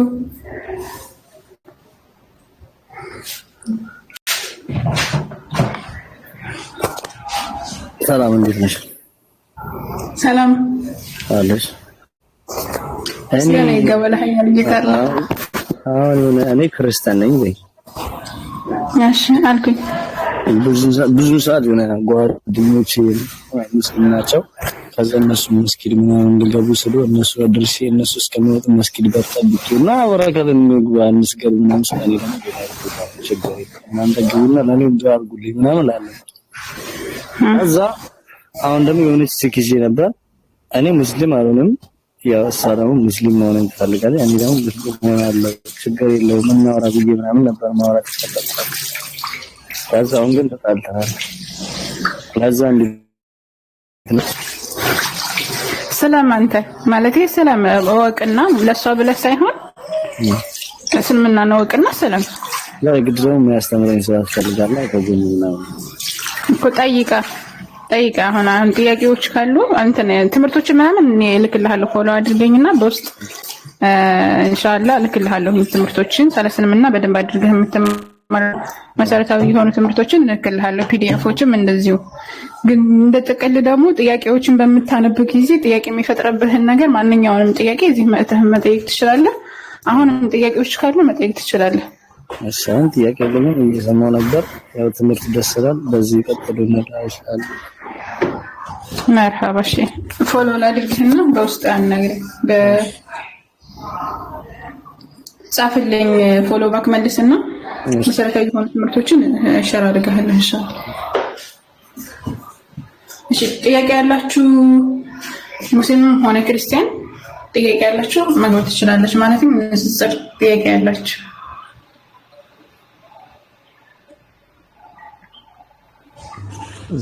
እስከዛ አንድ ጥያቄ ልጠይቀን። መርሐባ ወንድሜ። ሰሞኑ አንድ ኦንላይን ላይ ንጽጽር እሰራለሁ የሚል ያው ሙስሊም ያልሆነ አካል ነው ከእንትኖች ነው እና ሲያወራ አብዛኛው ጊዜ ሙስሊሞች ግቡና ጠይቁ እያለ እዛ ያስገቧቸውና አላህ ፈጣሪ ነው አው ይላሉ፣ ቁርአን ፈጣሪ ነው ፍጡር ነው እያሉ እያደነጋገሯቸው ብዙዎች ሙስሊሞች ማይሆን መልስ እየመለሱ ነውና በዚህ ነገር ላይ የሆነ ነገር ደስ ይላል። እሺ ብዙ ጊዜ ክርስቲያኖች የሚጠይቁት ሁለት ነገር ያመጡና እንደዚህ ነው እንደዚህ። ለምሳሌ የሆነ ቀለም ያመጣሉ። ለምሳሌ ቀይ ቀለም ያመጣና ይሄ ነጭ ነው ጥቁር ብሎ እንደምጠይቅ ማለት ነው። ሶስተኛው ቀይ የሚባል መልስ የሚሆነው መልሱ ቀይ ነው ሆኖ ሳለ ነጭ ነው ጥቁር ብሎ መጠየቅና ከዛ ከሁለቱ አንዱን እንዲመርጡ ማድረግ ትክክል ያልሆነ ጥያቄ ነው ራሱ። እነሱ የጠየቁት ጥያቄ ይሄ አላህ Subhanahu Wa Ta'ala ቃል ወይም ደግሞ ቁርአን ፈጣሪ ነው ፍጡር ብለው ይጠይቃሉ። ከዛ አንዱን ምረጡ ነው ጥያቄው። ከዛ ብዙ ጊዜ እውቀት የሌላቸው ሰዎች ይደናገራሉ በዚህ ላይ። ነገር ግን መልሱ ምንድነው የሚሆነው ሲባል ባህሪው ነው። ሶስተኛ መልስ አለ። አላህ Subhanahu Wa Ta'ala ቃሉ ፍጡሩን ፈጣሪም አይደለም፣ ባህሪ ነው። የራሱ መለኮታዊ ባህሪ ወይም ደግሞ የሱ ባህሪ ነው ወይም ደግሞ የሱ የሚናገርበት ንግግር ነው። ለምሳሌ አላህ Subhanahu Wa Ta'ala ይሰማን ብለን እናምናለን። አምላክ ይሰማን ብሎ ሁሉም ክርስቲያንም ሆነ ሙስሊምም ሆነ የትኛውም አካል ያምናል። ስለዚህ አምላክ መስማቱ ፈጣሪ ነው ፍጡር ተብሎ አይጠየቅም። ሶስተኛ መልስ አለ፣ ባህሪው የሚባል ማለት ነው። ስለዚህ ቁርአን የማን ቃል ነው ሲባል የአላህ Subhanahu Wa Ta'ala ቃል። የአላህ Subhanahu Wa Ta'ala ንግግሩ ወይም ቃሉ ደግሞ ምንድነው ከተባለ ባህሪው ነው። ስለዚህ መልሱ የሚሆነው ባህሪው ነው። እዛ ገብታችሁ በመጀመሪያው ነው ወቀት ከሌላችሁ አትግቡ ካፊሮች ጋር እዚህ ማለት ይጠይቁ እነሱ ጥያቄ ካላቸው እነሱን ቤት ማቋቋምና ማስተዋወቅ ነው የሚሆነው። ሁለተኛ ጥያቄ ከእንትን ማንደነው እናንተ ተማሩ በደንብ እንደ ወንድና ወንድ ሆኖ ከገባችሁ ደግሞ መልሳችሁን ያወቃችሁትን ብቻ መልሱ። ምክንያቱም እዛ ላይ እናንተ ስትደናበሩ ከስር ያለው ነው አብሮ የሚደናበረው እና ጥንቃቄ ብናደርግበት ሞር የተሻለ ነው ብዬ አስባለሁ። አላህ ይደግመው። ይሄኩም ጀሚዓ السلام عليكم ورحمة الله وبركاته. وعليكم السلام ورحمة الله وبركاته. يا قاليني ماشي حبيبتك. ለምሳሌ አንዲት ሴት በዝና አንድ ልጅ ወለደች በሐራም ማለት ነው። ከዛ ያ ልጅ በህይወት አለ። ተውበት ካደረገች አላህ ይቀበላታል? ተውበት ሆኗል በሚገባ። አንድ ካፊር ወደ እስልምና ሲመጣ አላህ Subhanahu Wa Ta'ala ይቀራና ነው ያለው። አዲስ የተወለደ ህፃን አይደለም የሚሆነው ወደ እስልምና ሲመጣ። አንድ ካፊር የነበረ ሰው ይሰማሻል? አንድ ወደ ክህደት ላይ የነበረ ሰው ወደ እስልምና ቢመጣ አላህ Subhanahu Wa Ta'ala አዲስ እንደተወለደ ህፃን ነው የሚያደርገው አይደለም? ስለዚህ ኩፍር ደግሞ ማነው ይሄ ዚና ደግሞ ከኩፍር በታች ነው። ወንጀል ነው፣ ከከባባድ ወንጀሎች ነው። ወላኪን ደግሞ ከኩፍር በታች ነው። ኩፍርን አላህ Subhanahu Wa Ta'ala እንደተወለደ ህፃን አድርጎ ከማረ ዝሙት የሰራ ሰው አላህ Subhanahu Wa Ta'ala ይመራዋል። ያ ማለት ግን ተዘናጉ እየተባለ አይደለም። ዝሙትን አላህ Azza wa Jalla ሲያስረዳ ላተቅረቡ ነው ያለ፣ እንዳትቀርቡ ነው ያለ። መንገዱንም ጭምር ነው የከለከለው። ከባድ ወንጀል ነው። ሪዝቅን ያጠፋም ብዙ ነገራቶችን ናቸው ነው የሚያመሰቃቀለው። ነገር ግን አጋጣሚ ሆነ አንድ ሰው ከወደቀ የአደም ልጅ በአጠቃላይ ተሳሳሽ ነው። አና ታላ ሙሉ በሙሉ ወንጀልን ይመራል። ተጸጽተሽ እስከተመለሽ ድረስ ወንጀል የተባለን በአጠቃላይ አላህ Subhanahu Wa Ta'ala ይመራል። ሀታላ ብትወልጂ አንድ ሴት ዝሙት ሰርታ ለምሳሌ ማን ወንድም ይሆን ዝሙት ሰርቶ ወደ አላህ Subhanahu Wa Ta'ala ከተመለሰ ጽድት ያለ ሰው ነው የሚሆነው። ወይም ደግሞ ጥብቅ ሰው ራሱ ተብሎ ይጠራል። ወይም ደግሞ አንድ ሴት ዝሙት ሰርታ ከተንተን ካለች ወደ አላህ Subhanahu Wa Ta'ala ከተመለሰች ጥብቅ ነው የምትባለው። ያነ ስህተቷ ነው በተውበት ታጥባ ጥብቅ ሴት ተብላም ትጠራለች አቺ ሴት። ከዛ በኋላ ግን ጥንቃቄ ታድርግ። ያላትን ግንኙነት ማንኛውም ነገር ልጅሽ ነው አለቀ። ወአለይኩም ሰላም ወራህመቱላሂ ወበረካቱ። ወአለይኩም ሰላም ወራህመቱላሂ ወበረካቱ። የኔ ጥያቄ ማለት ወያኪ ሐቢበቲ የኔ ጥያቄ ማለት ዲናችን በምን አይነት ሁኔታ ማለት እስልምናችን ያዘን በምን አይነት ሁኔታ ሰው ቢሆን መግደል የሚቻለው? የአላህ መልእክተኛ አለይሂ ሰላቱ ሰላም የሰው ልጅ መግደል በመጀመሪያ አላህ Azza wa Jalla ምንድነው ያለው በቁርአን ላይ የሰው ልጅ ያለ ሐቁ አትግደሉ ወይም ደግሞ በሐቅ ቢሆን እንጂ የገደለ ሰው የዓለምን ህዝብ እንዳጠፋ ነው የሚቆጠረው። طيب መግደል አይቻልም። ንጹህ ነፍስ መግደል ትልቅ ወንጀል ነው፣ حرام ነው፣ ጀሃነም ውስጥ ያስገባል። ዱንያ ላይ ራሱ አንድ ሰው ያለምንም ጥፋቱ ከገደልሽ ወይም ከተገደለ አንድ ሰው ያለምንም ጥፋቱ ከተገደለ ቀጥታ የሚገባው የት ነው? ጀሃነም ነው። ዱንያ ላይ ደግሞ ተቀጥቅጦ ይገደላል። ግልጽ ነው። አንድ ሰው ከገደለ ይገደላል። እንደገደለበት አገዳደል ነው የሚገደለው። በነገራችን ላይ ቂሳስ ይባላል። ለምሳሌ አንድ ሰው አይንን ካጠፋ አይኑ ይጠፋል በስልምና።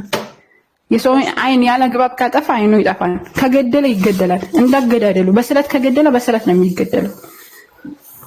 ግልጽ ነው። ቂሳስ ይባላል እኮ በየትኛው ሁኔታ ቢሆን ማለት ያንን ሰው ቢገል የሱ ቤተሰብ እሱን ይግደል ይላል ማለት ነው። በየትኛው ኖ እንደዛ አይቻልም። እንደዛ ሳይሆን ለምሳሌ ኢትዮጵያ ላይ ይህ ህግ አይፈጸምም። አሁን የሸሪዓ ህግ በሚተዳደርበት ሀገር ነው ይሄ የሚከሰተው። ለምሳሌ ኢትዮጵያ ላይ ይሄን ብታደርግ አንቺ ወንጀለኛ ነው የምትሆኚው። ሲቀጥል እስቲል ሸሪዓ የሚተዳደርበት ሀገር እንኳን ቢሆን ቤተሰቦቹ ሄደው ያንን ሰውዬ መግደል አይችሉም። ታዲያ ምንድን ነው የሚሆነው ሲባል ሸሪዓ የራሱ የሆነ ፍርድ ቤት አለው። እዛ ተሄዶ ተጣርቶ ለምንድን ነው የተገደለው፣ እንዴት ነው የተገደለው፣ እንዴት ነው የሚለውን እያንዳንዱን ነገር አጣርቶ ያንን ነገር እውነት የተገደለው ያለ አግባብ ነው ወይስ አይደለም የሚለው ነገር ከተጣራ በኋላ ነው ይሄ ነገር የሚከሰተው እንጂ ዝም ብሎ ሰው መግደል አይቻልም ቤተሰቡ ስለሆንሽ። ወላኪን ደግሞ ማን ነው ወሳኙ ሲባል እዚያ ላይ ፍርድ ቤትም ቢሆን ለምሳሌ አንድ ሰው ሄደሽ ገደልሽ አያደርግብሽና ሄደሽ ገደልሽ እንበል። ከዛ ሸሪዓ ፍርድ ቤት አመለከትሽ። ሸሪዓ ፍርድ ቤት ያዘው ይሄን ነገር አጣራና ንጹህ ሆኖ ነው የተገደለው ያንቺ ቤተሰብ እንበል። ወይም ደግሞ ያ ሰውዬ ንጹህ ነው ምንም ሳያደርግሽ ነው የገደልሽው። ከዛ ቤተሰቦቹ ይጠይቃሉ። ቤተሰቦቹ ጉማ ነው የሚሰጣችሁ ወይም ደግሞ ካሳ የሚባለውን ነገር ነው የሚሰጣችሁ ወይስ ሰውየው ራሱ እንዲገደልላችሁ ትፈልጋላችሁ ወይስ ይቅር ትላላችሁ የሚል 3 አማራጭ ይሰጣቸዋል ቤተሰቦቹ ማለት ነው። ከዛ በኋላ አይ ቤተሰቦቹ እንዲገደል እንፈልጋለን ካሉ ቀጥታ ይገደላል ያለ ሰውዬ። እሱ በገደለበት አገዳደል ይገደላል። ለምሳሌ ወይም ደግሞ አይ እኛ ጉማ እንፈልጋለን ወይም ደግሞ ካሳ ነው የምንፈልገው ካሳ ይከፈለን ካሉ ደግሞ ካሳ ይከፈላል። ሶስተኛ ደግሞ አይ ይቅር እንላለን ላላህ ይቅር ምናምን ካሉ ደግሞ ይቅር ይላቸዋል ማለት ነው። ስለዚህ በዚህ መልኩ ነው ሸሪዓ በሚተዳደርበት ሀገር ያነው ቃዲ ነው ይሄን የሚያደርገው። ተራው ሰው ቤተሰብ እንኳን ቢሆን ማድረግ አይችልም። ለማመልከት እና ሐቁን መጠበቅ ግን ይችላል። ዞሮ ዲናችን ወይም እስልምናችን የገደለ ሰው ይገደል በሚል ያዘናል ማለት ነው። አዎ የገደለ ሰው ይገደላል። አዎ ይሄ መጀመር የገደለ ሰው ይገደል የሚለው ህግ አለ። አሁን በነገርኩሽ መሰረት ሸሪዓ በሚተዳደርበት ሀገር ቃዲው በቤተሰቡ እንትን ይገደላል ማለት ነው። ሁለተኛው ደግሞ አንድ ሰው ዝሙት ከሰራ ዝሙት የሰራው ከሚስቱ ላይ ወይም ከባሏ ላይ ከሆነ ነው የሚገደለው። አሁን ከሚስቱ ላይ ወይም ከባሏ ላይ ዝሙት ከሰራ ሆነ ይገደላሉ እነዚህ ሰዎች ተቀጥቅጠው በድንጋይ። ከባሏ ላይ ዝሙት ከሰራች ወይም ከሚስቱ ላይ ዝሙት ከሰራ አንድ ሰው ባለትዳር ሆኖ ዝሙት ከሰራ ቀጥታ ተቀጥቅጦ ይገደላል። ምክንያቱም ዝሙት እንዳይስፋፋ ማለት ነው። ግድያውን በነገራችን ላይ አላህ Subhanahu Wa Ta'ala በእንደዚህ በመግደል ውስጥ ህይወት አለ ነው የሚለው። በነገራችን ላይ አንድ ሰው የገደለ ይገደል ሲባል ሌሎችን ህይወት ለማትረፍ ነው። ምክንያቱም ያን ሰው ዝም ከተባለና ልቅ ከተደረገ ነገም ተነስቶ ሌሎችን ይገላል። ታስሮ ይወጣን ተቀልቦ ይወጣን ከዛ በኋላ ተነስቶ ሌሎችን ይገላል። ግድ አይሰጠው።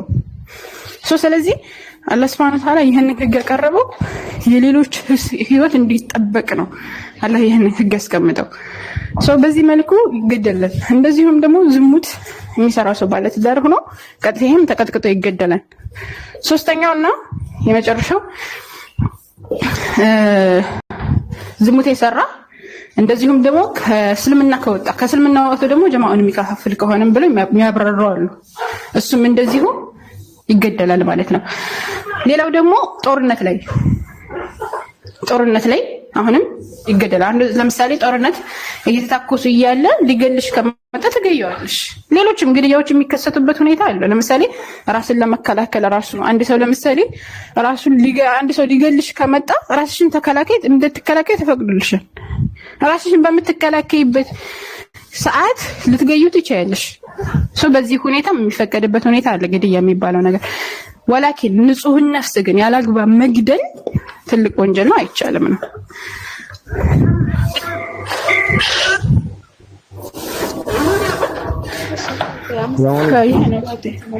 ሰላም ወራህመቱላሂ ወበረካቱ።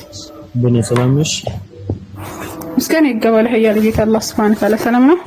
እኔ ጥያቄ ነበረኝ በይ። ጥያቄ ደግሞ የሚያዘው የሆነ ከኔ ከግል ልጆች ጋር ነውና እኔን የመሳሰሉ አሉ። እኔ ጥያቄ አለኝ ግን ደግሞ እንደዚህ ሳይሆን በውስጥ መጠየቅ ፈልጋለሁ። በውስጥ ሁሴንን ጠይቀው። እኔ ይቀጥታውን በውስጥ እሺ። ሌላ ጥያቄ ያለ ካለ መቀጠል ይችላል። ሁሴንን ጠይቀው። እኔ ፈተዋ ነገራቶች ሲጀምር አልመልስም። እሺ ሁሴንን ጻፍለት ኢንሻአላህ ሲመቸው ይመልስልሃል። ጥያቄ ያለው ይቀጥል። وعليكم السلام ورحمة الله وبركاته. الحمد لله ماما وندنش.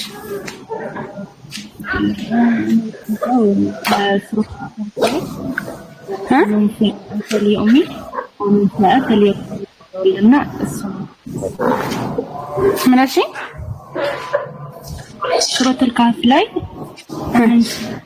اليومي ومن شاء فليكفر የሚለው አለና እዛ ላይ ብታስቀምጥ ነው ነፃ ምርጫ ምናምን የሚለው የፈለገ ሰው ይካድ የፈለገ ሰው ይመን ቢያን አምላካችን አላህ Subhanahu Ta'ala ይሄ መብት አይደለም። በነገራችን ላይ አሁን ብዙ ሰዎች ከአንድ ሰው ከፈለገ ይመን ከፈለገ ይካድ ይላልና መብትና ነፃ ምርጫ እንለዩ። መብት ማለት አንድ ሰው አላህን መካድ መብቱ አይደለም፣ ግን ነፃ ምርጫው ሊሆን ይችላል።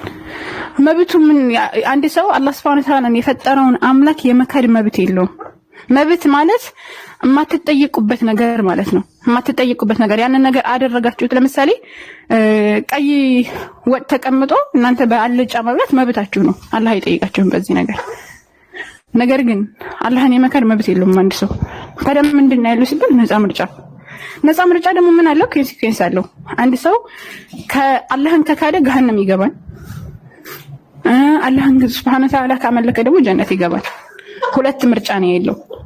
ስለዚህ ምንድነው ያለው? ከፈለገ ጀነትን ይመርጣል፣ ከፈለገ ገሃነምን ይመርጣል ማለት ነው። እና የፈለገ ሰው ይመን የፈለገ ሰው ይካድ ሲባል ከዚህ አንፃር ነው። የፈለገ ሰው ይመን ከፈለገ ያምናል፣ ጀነት ይገባል። ጀነትን አላህ Subhanahu Ta'ala አስቀምጦለታል። አይ አልፈልግም ብሎ ከካደ ደግሞ አላህ Subhanahu Ta'ala ጀሃነምን አስቀምጦለታል። ነገር ግን አንድ ሰው ከሃዲ ሆኖ ካልሰለምክ ብለንኛ አናስገድደው። ከፈለገ ሰው ያምናል፣ ካልፈለገ ደግሞ መካድ ይችላል።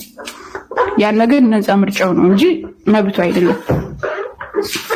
እና ደግሞ ታዲያ እስላማዊ የሆኑ ሀገራቶች ላይ አንድ ሰው ክርስቲያን ሆኖ ወይም ደግሞ አይሁድ ሆኖ ቢኖር እንዴት ነው የሚኖረው ከተባለ ሙስሊም ሀገራቶች ላይ ምንድነው ይሄ ግብር እየከፈለ ይኖራል። ግብር ለምሳሌ ሙስሊሞች ዘካ ለሚሰጡት እሱ ደግሞ ግብር እየከፈለ ይኖራል ማለት ነው። ግብር እየከፈለ ለሀገሪቱ እንትን የሚላት ወይም ደግሞ የሸሪዓ የምትተዳደርበት ሀገር እንደዛ ያደረገ እንዲኖር አላህ Azza wa Jalla ፈቅዶለታል። ነገር ግን ነገስ ከተባለ ነገ ጀሃነም የሚባል ነገር አዘጋጅተውለታል፣ እዛ ይገባል ማለት ነው። አንድ ጥያቄ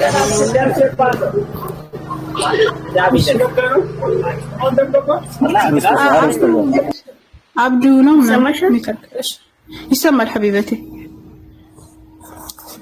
ይውስ አንዴ ሴት አሁን ከአንድ ወንድ ጋር ተጋባች ማለት ነው።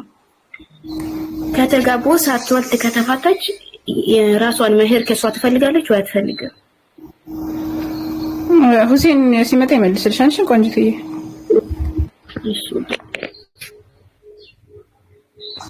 አመሰግናለሁ። እሺ ማለት ነው። ሰላም አለይኩም። ሰላም አለይኩም። ወአለይኩም ሰላም ወራህመቱላሂ ወበረካቱሁ። ሙስሊም እንዴት አጅነቢ ሴት ቪዲዮ ሚዲያ ላይ ድምጿን ማሰማት እንድታብራሪ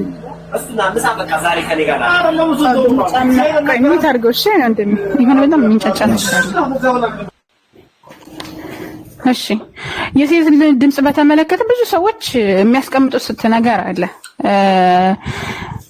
አላህ Subhanahu Wa Ta'ala ቁርአን ላይ ተቅዲዕ ቢልቀውል ወይም ደግሞ ድምጽን ማለስለስ አበክሮ የከለከለው ነገር ነው። ድምጽን ማለስለስ አይቻልም። ይሄንን ተጠቅመው የሴት ልጅ ድምጽ አውራ ነው ምናምን የሚሉ ሰዎች አሉ። ነገር ግን እንደዛ የሚባል ነገር የለም። የሴት ልጅ ድምጽ አውራ ነው የሚል ከቁርአንም ሆነ ከሐዲስ የለም። ሴት ልጅ ማስተማርም መማርም ትችላለች በእስልምና ምንም የሚከለክላት ነገር የለም። አላህ Subhanahu Wa Ta'ala እንደውም ወቁልና ቀውለን እንደውም ትክክለኛ ንግግርን ተናገሩ ነው ያለው። طيب ትክክለኛ ንግግርን ተናገሩ። ንግግርን አልከለከለም። አላህ Subhanahu Wa Ta'ala ንግግርን የከለከለበት አንድ ቦታ የለም። ወላኪን የከለከለው ምንድነው? ንግግርን አለስልሶ እንትን ማለት ነው። ይሄ መቅለስለስ የሚባለውን ነገር ንግግር حرام ቢሆን ኑሮ ረሱላህ ሰለላሁ ዐለይሂ ወሰለም ከሴቶች ጋር ቆመው ያወሩም ነበር። ሰሃባዎች ጭምር ማለት ነው። ረሱላህ ሰለላሁ ዐለይሂ ወሰለም ሴቶች ይጠይቋቸው ነበር፣ እየሄዱ ይማማሩ ነበር። በሴቶች በኩል እየሄዱ ያላህ መልእክተኛ አለይሂ ሰላቱ ሰላም ጥያቄ ይጠይቁ ነበር። ቀጥታ እና ዑመር ኢብኑ ኸጣብ ሴቶች ይጠይቋቸው ነበር። ስለ መህር አንድ ጊዜ ተነስቶ ሲሳሳት ራሱ ስታርመው ነበር እኮ ዑመር ኢብኑ ኸጣብ ስለ መህሮቻችሁን እንዲህ ብሉ ምናምን እያለ እንትን አድርጎ ነበር ገድቦ ነበርና አንተ አላህ Subhanahu Wa Ta'ala የፈቀደልን ነገር ነው ማን ከልካይ ያደረገ ብላ ጠይቀዋለች ዑመር ኢብኑ ኸጣብ። ሌሎች እንዴት ዑመር እንደዚህ ትናገሪያለሽ ምናምን ብለው ሲጮህባት እሱ ግን ትክክል ናት ነው ያለው። ግልጽ ነው። ሴት ልጅ መማር ማስተማር ትችላለች፣ መብቷ ነው። ወላኪን ደግሞ ምን ማድረግ አለባት? አድም መያዝ አለባት። በስነ ስርዓት ሀያዋን ጠብቃ መሆን አለበት። ግልጽ ነው። የሆኑ ሰዎች ተሰብስበው የራሳቸው ስሜት የነሱ ስሜት ካልሄደላቸው በስተቀር ሌሎች ስህተት ናቸው የሚሉ ሰዎች አሉ። የከለከሉ ዑለሞች አሉ። ነገር ግን አንድ ሼህ የአንድ ሼህ ንግግር በራሱ ማስረጃ አይሆንም። እሺ ማስረጃ ነው የሚጠበቅበት፣ ማስረጃ ይጠየቅበታል እንጂ የጃሽሽ ንግግር ማስረጃ ደግሞ ሁሉንም መመልከት ትችላላችሁ። ሰሃባዎች ታላላቅ መሐዲሶች አሉ፣ በጣም ታላላቅ መሐዲሶች። ፊቅህን ካነበባችሁ ታላላቅ መሐዲሶች ምንድናቸው ከተባለ ሴቶች ናቸው። ታላላቅ መሐዲሶች የምእመናን እናቶችም ሆኖ ከዛ ውጭ ሰሃቢያቶች ምርጥ መሐዲሶች አሉ። እነዛ ደግሞ ወንዶችን ነው ሲያስተምሩ የነበረው። አስተምሯቸውን ከወንዶች ነበር ከነሱ ሲዘግቡ የነበረው ማለት ነው። የዛን ሐጅ ነብይ ሆኑ ወንዶች። ስለዚህ እነሱ እንደዛ ከሆነ እኛም የሰሃቦች መንገድ እንከተላለን። ወላኪን ደግሞ እንጠብቃለን፣ ገደቡን ጠብቀን ማለት ነው። በውስጥ በውስጥም እናስተምራለን፣ በውጭም እናስተምራለን። ዲኑ እስካልከለከለ ድረስ ማንም አይቶ ሊከለክለኝ አይችልም። ዲኔ ይፈቅዳል አለቀ። እንደዚህ አይ ሴት ልጅ ማስተማር አትችልም ምናምን እያሉ የሚያመጡ ሼኾች እንዳሉ የሱና ዑለሞች ይፈቀዱበት ነፋሉ። ስለዚህ እንደዛ ነው። የኔን ስሜት ተከታይ ምናምን ምን ሰውን ያልፈልግም። ሀቱ ብርሃኑቱ ምንድን ትሰደቂ? እሺ ቀጥል ወንድሜ፣ ጥያቄ ካለ ሌላ ቀጥል።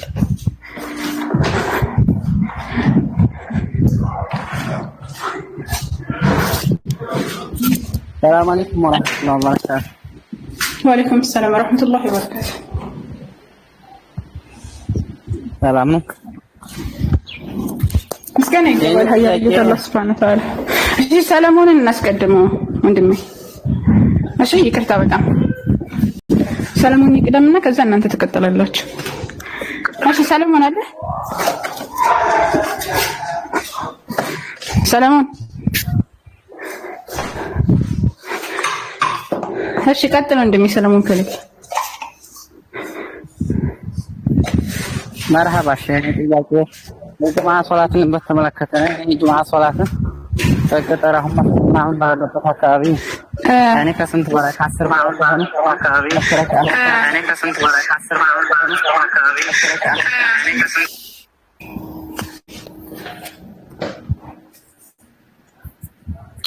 እንትን አለ አስተጋባኝ እኔ አላውቅም። እንትን ሁሴን ሲመጣ ይመልስልሃል። አልሰማሁህም በደንብ ጥያቄህንም፣ ግን ፈቷ ጥያቄ ነውና ሁሴን ሲመጣ ይመልስልሃል። እሺ ሰላሙን። እሺ ቀጥል። አሁን ሚት አድርገው እንዴ ወንድም። እሺ ሰላሙን ቀጥል። ስለ ጂዚያ አስተውሪ ነበር። ጂዚያ ለምንድን ነው የሚከፈለው? ጂዚያ የሚከፈለው የሀገሪቱ ህግ ስለሆነ ወይም ደግሞ በሸሪዓ የምትተዳደርበት ሀገር ህግ የቁርአን ህግ ስለሆነ ነው። ማን ነው የሚከፍለው? ካዲ የሆነ ሰው ይከፍላል፣ ጂዚያ ይከፍላል ወይም ግብር ይከፍላል። ሙስሊም የሆነ ሰው ደግሞ እንትን ይከፍላል፣ ምንድነው ዘካ ይከፍላል። ዘካና ጂዚያ ምንድነው ልዩነቱ? ሁለቱ ይለያያል። አዎ ይለያያል። ዘካን የሚሰጡት ሙእሚኖች ናቸው። ከሃዲኖች ደግሞ ዘካን መስጠት አይፈቀድላቸውም፣ ምክንያቱም ሳላለም አንድ ጂዚያው በግድ ነው አይደል? የግብር የሚባለው በግድ ነው። አዎ ይሄኛውም ግዴታ ነው። አንድ ሰው እንትን መስጠት የዘካ መስጠትም ግዴታ ነው። አንድ ሙስሊም ሊሆን ይችላል። ይሄኛው ቢያንስ በህይወት የሚያስጠይቅ ነው። ምንድነው ዘካ በነፍሱ ነው። ኋላ ላይ ሲሄድ እዛ ለሚያገኘው ነገር እዚህ ጋር ማድረግ አለበት ነው። ጂዚያ ግን ምድር ላይ ለመኖር ግዴታ መክፈል አለበት ማለት መክፈል አለበት። ጂዚያ መክፈል አለበት። ሀገሪቱ ወይም ደግሞ በሸሪዓ በተተዳደረበት ሀገር ላይ ግብር የመክፈል ግዴታ አለበት። ግዴታ ያንን ነገር ካልከፈለ ካልከፈለ በህይወት ነው መኖር። ካልከፈለ ቀጥታ እገደላለሁ ካለ ወይም ደግሞ አልከፍልም ብሎ እገደላለሁ ካለ ይገደላል። እንደዚሁም ደግሞ አንድ ጊዜ ተረጋጋ። ክፈል ይባላል። አልከፍልም ካለ ይገደላል።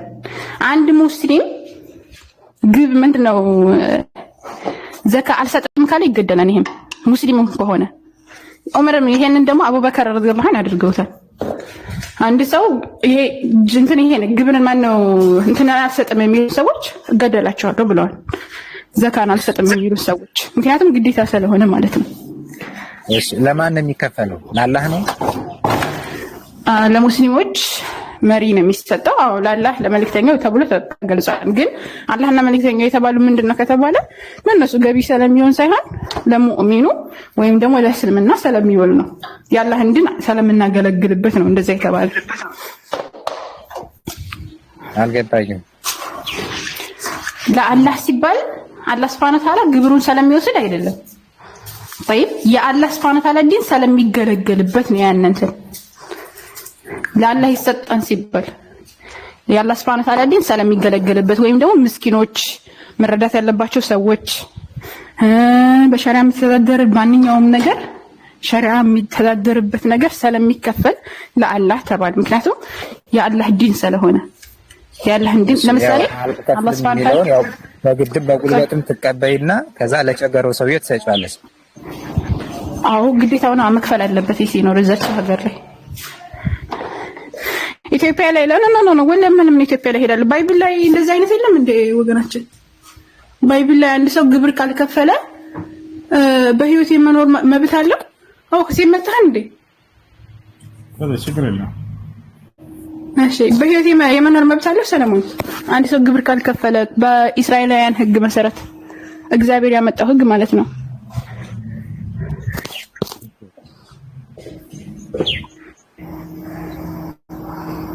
ሰለሞን አንድ ሰው በእግዚአብሔር ህግ መሰረት ግብር ሳይከፍል ከኖረ ከሀገሪቱ የመኖር መብት አለው። እስቲ በእግዚአብሔር ካላመነ ራሱ የመኖር መብት አለው እዚህ ሀገር ላይ። ተው እንትን ግብር መክፈል ምናምን እንደው በጣም አቀለልኩልህ። በእግዚአብሔር ካላመነ ከዛች ሀገር የመኖር መብት አለው። ምስኪን ይከለለ። አዎ ጥሩ ሐሳብ። ባንዴ ለውጣ ሁሴን ቀጥል መጣ አንዴ ለውጣ። ዞሮ የቁርአኑ ግን በዛ ልክ እንረዳው አይደል? ያው መክፈል ግዴታ ነው። ለመኖር ሲል መክፈል አለበት። እንዴት ናቸው? አዎ መክፈል ግዴታ ነው በእስልምና ግብር መክፈል ግዴታ ነው። ግን በክርስትናው ደግሞ ካፊር ሆኖ ራሱ መኖር አይቻልም። እንኳን አይደለም ተው ግብር መኖር አይደለም። አንዴ ተረጋጋ። ከሃዲ ሆኖ መኖር አይደለም አይቻልም። እንደዛ ራሱ ጎረቤት ሄደው ራሱ እኮ ሲገሉ ነበር እኮ ግብር ሳይከፍሉ አንድ ሰው ምርኮ የማይሰጧቸውን አካላቶች ራሱ ጎረቤት ሀገር ሄደው ራሱ እኮ ሲያጠቁ ነበር ሲገላቸው ነበር። እንኳን አይደለም ከሀገሪቱ ማለት ነውና ቆይ እንደላውጣውና ከዛ ወደ ቀጣይ እንሄዳለን።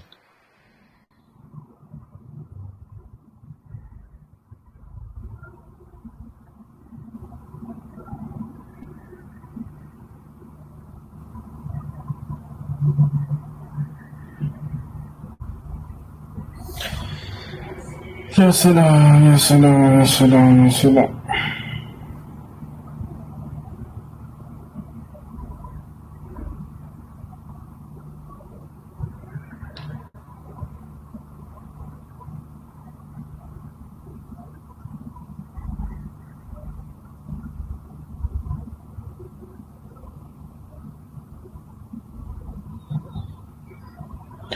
يسمى سمعت حسين عندي الكفتلتنا بسم الله. ماشي ሌላ ጥያቄ ቆይ ሌላ ጥያቄ ነሽ ቆይ አንዴ ይችን ትመለስና ወደ ሌላ ጥያቄ ትሄዳለህ።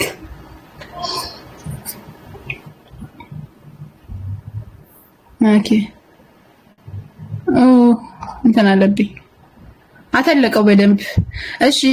ሄዶች ሌሎች አማልክትን ያመለከን ያላለዘቷቸው ለፀሐይና ለጨረቃ እየሰዋ ቢገኝ ወይም እየሰገደ ቢገኝ ቢያወሩልህም ብትሰማ ፈጽመህ መርምር። እነሆ እውነት ነው ቢገኝ በእስራኤል መካከል እንዲህ ያለ ርኩሰት እየሰራ ቢገኝ እርግጥ ሆኖ ቢገኝ ይህን ክፉ ነገር የሰሩትን ያ ወንድ ወይም ያችን ሴት በበራቸው ታመጣቸዋለህ እስኪሞቱም ድረስ በድንጋይ ተወግራቸዋለህ አለ። ከእግዚአብሔር ውጭ አንድ ሰው ካመለከ ቀጥታ ተወግሮ ይገደላል፣ ሴትም ሆነ ወንድ። ምን ትላለህ ሰላም? እስኪ ቁጥሩን እስኪና በደንብ ስለማይት ዘዳግም 17 ላይ ይሄ ዘዳግም 17 ሌጋ ነው እንዴ? አይሰማም? ዘዳግም ምዕራፍ 17 ላይ 17 ምዕራፍ 17 ከቁጥር 3 ጀምሮ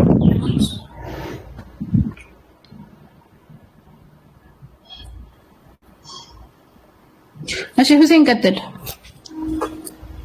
አንድ ሰው በእስራኤል ምድር ላይ ማለት ነው ከሌላ አምላክ እያመለከ በህይወት የመኖር ራሱ መብት የለውም። አይደለም ግብር እየከፈለ በህይወት ራሱ መኖር አይችልም። ከእግዚአብሔር ውጭ ካመለከ ከሰዋ ራሱ ማለት ነው። እንኳን መጥቶ ከሰበከ ራሱ ቀጥታ ነው የሚገደለው። በቀጥታ ለምን እናታችሁ ልጅ አይሆንም? ቀጥታ ይገደላል። ግብር ካልከፈለ ግብር እየከፈለ የሚኖርበት ሁኔታ ራሱ ምናምን አይደል? ግን ያን ራሱ ከጎረቤት ያሉ ሀገራቶች ናቸው። ሀገሪቱ ውስጥ ያሉ ሳይሆን ጎረቤት ሀገራት ያሉት ናቸው። ጎረቤት ሀገራት ወይም ደግሞ ለምሳሌ ኢትዮጵያ ነኝ። ከኢትዮጵያ ውጭ ያሉት ለምሳሌ ኤርትራ በህይወት ለመኖር ከፈለገ በእስራኤል ጎን ሆና ለመኖር ከፈለገች ቀጥታ ግብር መክፈል አለባት። ካልከፈለች ሂደው ነው የሚገሏት እስራኤላውያን። ያስወጣን ይሄ በጣም እሺ። ቀጥል ሁሴን። እሺ ሌላኛ ጥያቄ ምንድነው? ወጣ እንዴ?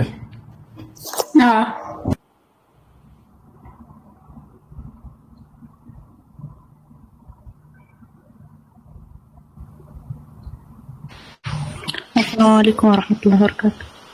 وعليكم السلام. من يهدي الله فلا مضل له ومن يضلل فلا هادي له የሚለውን ብታብራራለን። من يهدي الله فلا مضل له الله ያቀናውን ሰው ማንም የሚያጠመው የለም። ومن يضلل فلا هادي له እርሱ ያጠመመውን ሰው ደግሞ ማንም የሚመራው የለም ይላል። ነገር ግን አላህ Subhanahu Wa Ta'ala የሚመራው ማን ነው የሚያጠመውስ ማን ነው የሚለውን እንመልከት። አላህ ከመሰረቱ ሰዎችን ያጠማል ወይንስ ሰዎችን መርጦ ደግሞ ሂዳያ ይሰጣል? ላ እንደዛ ማለት አይደለም። አላህ የሚመራው ሰዎችን ነው ከተባለ ሂዳያ ለማግኘት የሚጥሩ ሰዎች። አላህ አጠመማቸው የሚባለው ደግሞ ማጥመም ማለት ቅጣት ነው ለነርሱ። ምን አይነት ሰዎችን ከተባለ ከመጀመሪያው ከመሰረቱ ነው ወይ? ላ አይደለም። እውነት መጥቶላቸው አንቀበልም ያሉ ሰዎች ዋጋ ነው ማጥመም። ማስረጃ በቁርአን ላይ አላህ በርካታ ቦታ ይናገራል። والذين جاهدوا فينا لنهدينهم سبلنا አለ። ስለ ሂዳያ ሲናገር እነዚያ የኔን ቅኑ መንገድ ለማግኘት የሚጥሩ የሚታገሉ ሰዎችን ቅኑ መንገድ እመራቸዋለሁኝ አለ። ስለዚህ የሚመራው ማንን ነው? ቅኑ መንገድ ለማግኘት እውነትን የሚፈልጉ ሰዎችን ነው። እሺ አጠመማቸው የሚባሉትስ ምንድን ነው ከተባለ ቅኑን መንገድ መጥቶላቸው አንቀበልም አሻፈርን ያሉ ሰዎች ናቸው። ማስረጃ አለው ከተባለ فلما زاغوا أزاغ الله قلوبهم ይላል ሱረት አስ-ሶፍ ላይ። በጠመሙም ጊዜ አላህ ልቦናቸውን አጠመመው ይላል። የአላህ ማጥመም የመጣው መቼ ነው? እነርሱ እውነትን መንገድ አንቀበልም ብለው ጥመትን በመረጡ ጊዜ عاقبهم الله سبحانه وتعالى بإضلالهم አላህ سبحانه وتعالى ቀጣቸው በዚህ። ስለዚህ ከመሰረቱ ማንንም አላህ Subhanahu Wa Ta'ala የሚያጠማ አይደለም። ከመሰረቱ አላህ ማንንም መርጦ ለሂዳያ አንዱን መርጦ አንዱ ሌላውን የሚነፍግ አይደለም። ይሄን ይመስላል። ዘከላህ እና የእጁጅ እና መእጁጅ የሚባሉትስ ምንድናቸው? ከሰው ዘር ናቸው። እነሱ አላህ Subhanahu Wa Ta'ala ከካዱ የሰው ዘር አይነት ናቸው። ከሰው ዘር ለመሆናቸው ማስረጃ አላህ Subhanahu Wa Ta'ala የቂያማ ቀን ያ አደም ይለዋል አላህ أخرج بعث النار ይለዋል من ذريتك آدم ሆይ ከዘሮችህ የእሳት ሰዎችን አውጣ ይለዋል። وما هم بعث النار يا رب ይላል። ጌታዬ ሆይ የእሳት ሰዎች እነማን ናቸው ብሎ ይጠይቃል። ከያእጁጅ እና ማእጁጅ 999 ከሰዎች ደግሞ አንድ እያለ ይናገራል። እንዳጠቃላይ ከዘሮችህ የእሳት ሰዎችን አውጣ ካለ በኋላ የእጁጅና ማእጁጅን ከዘሮቹ አድርጎ ቆጠረው። ከአደም ዘር እንደሆነ ተናገረ። ስለዚህ ሁም من بني آدم ሁም ከፈራ ከአዲያኖች ሰዎች ናቸው። እሺ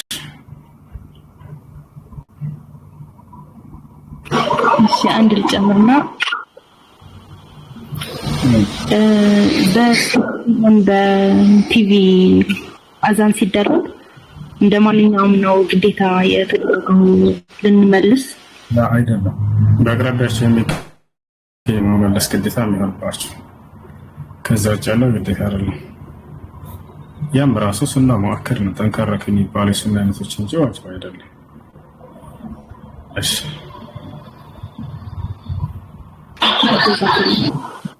ወያክ السلام عليكم ورحمة الله وبركاته.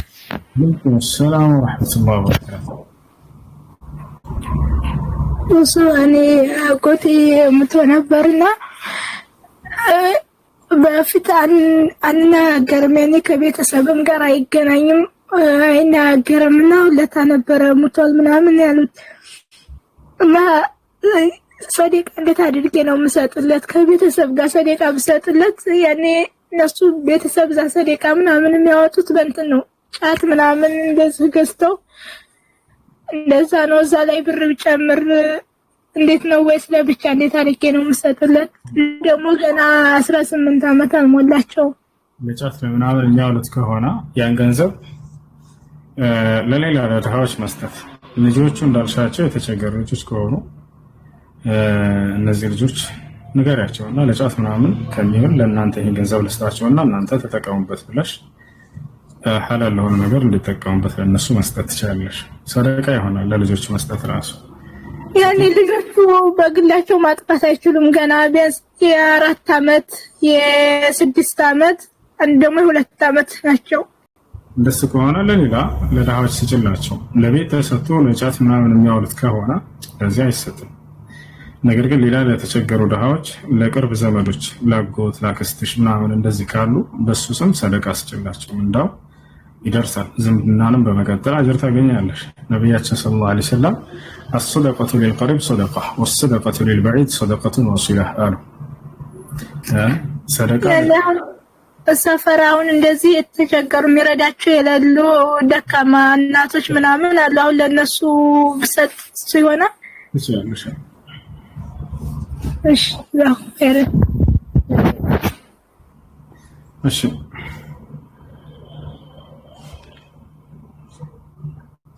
ሰላም ሰላም እንዴት ነው? ሰላም ሰላም። ሌላ ሰው አለ ከኔ በፊት የኔ ሰላም። እሺ እኔም ጥያቄ ነበረኝ። እሺ ወንድሜ የኔ ጥያቄ በእናንተ እምነት ክርስቲያንና አይሁድ ይጸድቃሉ ወይስ እንዴት ነው? አይጸድቁም። በአላህ ካመኑ በአላህ ባወረደው ሕግና ስርዓት ካመኑ የዛኔ ይጸድቃሉ። ካልሆነ ግን አይጸድቁም። በሆነ ሐዲሳት አሉ እንደሚጸድቁ ደግሞ ወረቃ እንደጸደቀ ደግሞ ይነግረናል። እንዴት ነው አሁን ወረቃ ክርስቲያን ነበር? እንዴት ታየዋለህ? ምን አልኩኝ? አሁን ቀጥዬ እነዚህ ሰዎች አይሁድና ክርስቲያኖች በአላህ ካመኑ አላህ በቁርአን ላይ ሲናገር ምን ይላል? إن الذين آمنوا والذين هادوا والنصارى والصابئين من آمن بالله واليوم الآخر وعمل صالحا فلهم أجرهم عند ربهم ولا خوف عليهم ولا هم يحزنون إلى النزاع يأمنوا كأيهود وينم ككريستيان وينم كصابئيان بالله يأمن على እንዲሁም በመጨረሻው ቀን ያመነ ለእነርሱ ከጌታቸው ከአላህ ዘንድ ምን እንዳለላቸው በእነርሱ ላይ ፍርሃትና ሐዘን የለባቸውም ማለት። ስለዚህ በአንድ አላህ የሚያምኑ ከሆነ አለ በአንድ አላህ ማመን ማለት በአላህ ጌትነት ከእርሱ ውጭ ሌላ አምላክ የለም ብሎ በማመን እርሱ አንድም ሶስትም ሳይሆን አንድ ብቻ ነው ብሎ በማመን ልክ እንዲሁ እርሱ የላከውን መልእክተኛ ነብዩ መሐመድን በመቀበልና በመከተል ማለት ነው። ክርስቲያኖች ከተባለ ካደረጉ ሰየው ቶሎ ብላችሁ ሻዳዙና ትድናላችሁ። አይ እናደርግም በአላህ እናምንም ካሉ አላህ የላከውን መልእክተኛ እንቀበልም ካሉ የዛኔ ገሃነም ናቸው ማለት ነው። ወረቃ እንዴት ብሎ ጸደቀ? ወረቃ እንደጸደቀ ይነግረናል ሐዲሱ። ወረቃ ጸድቋል? እስኪ ማስረጃሽን ክፈችው። አንዲሽ ስክሪንሾት ላድርገው።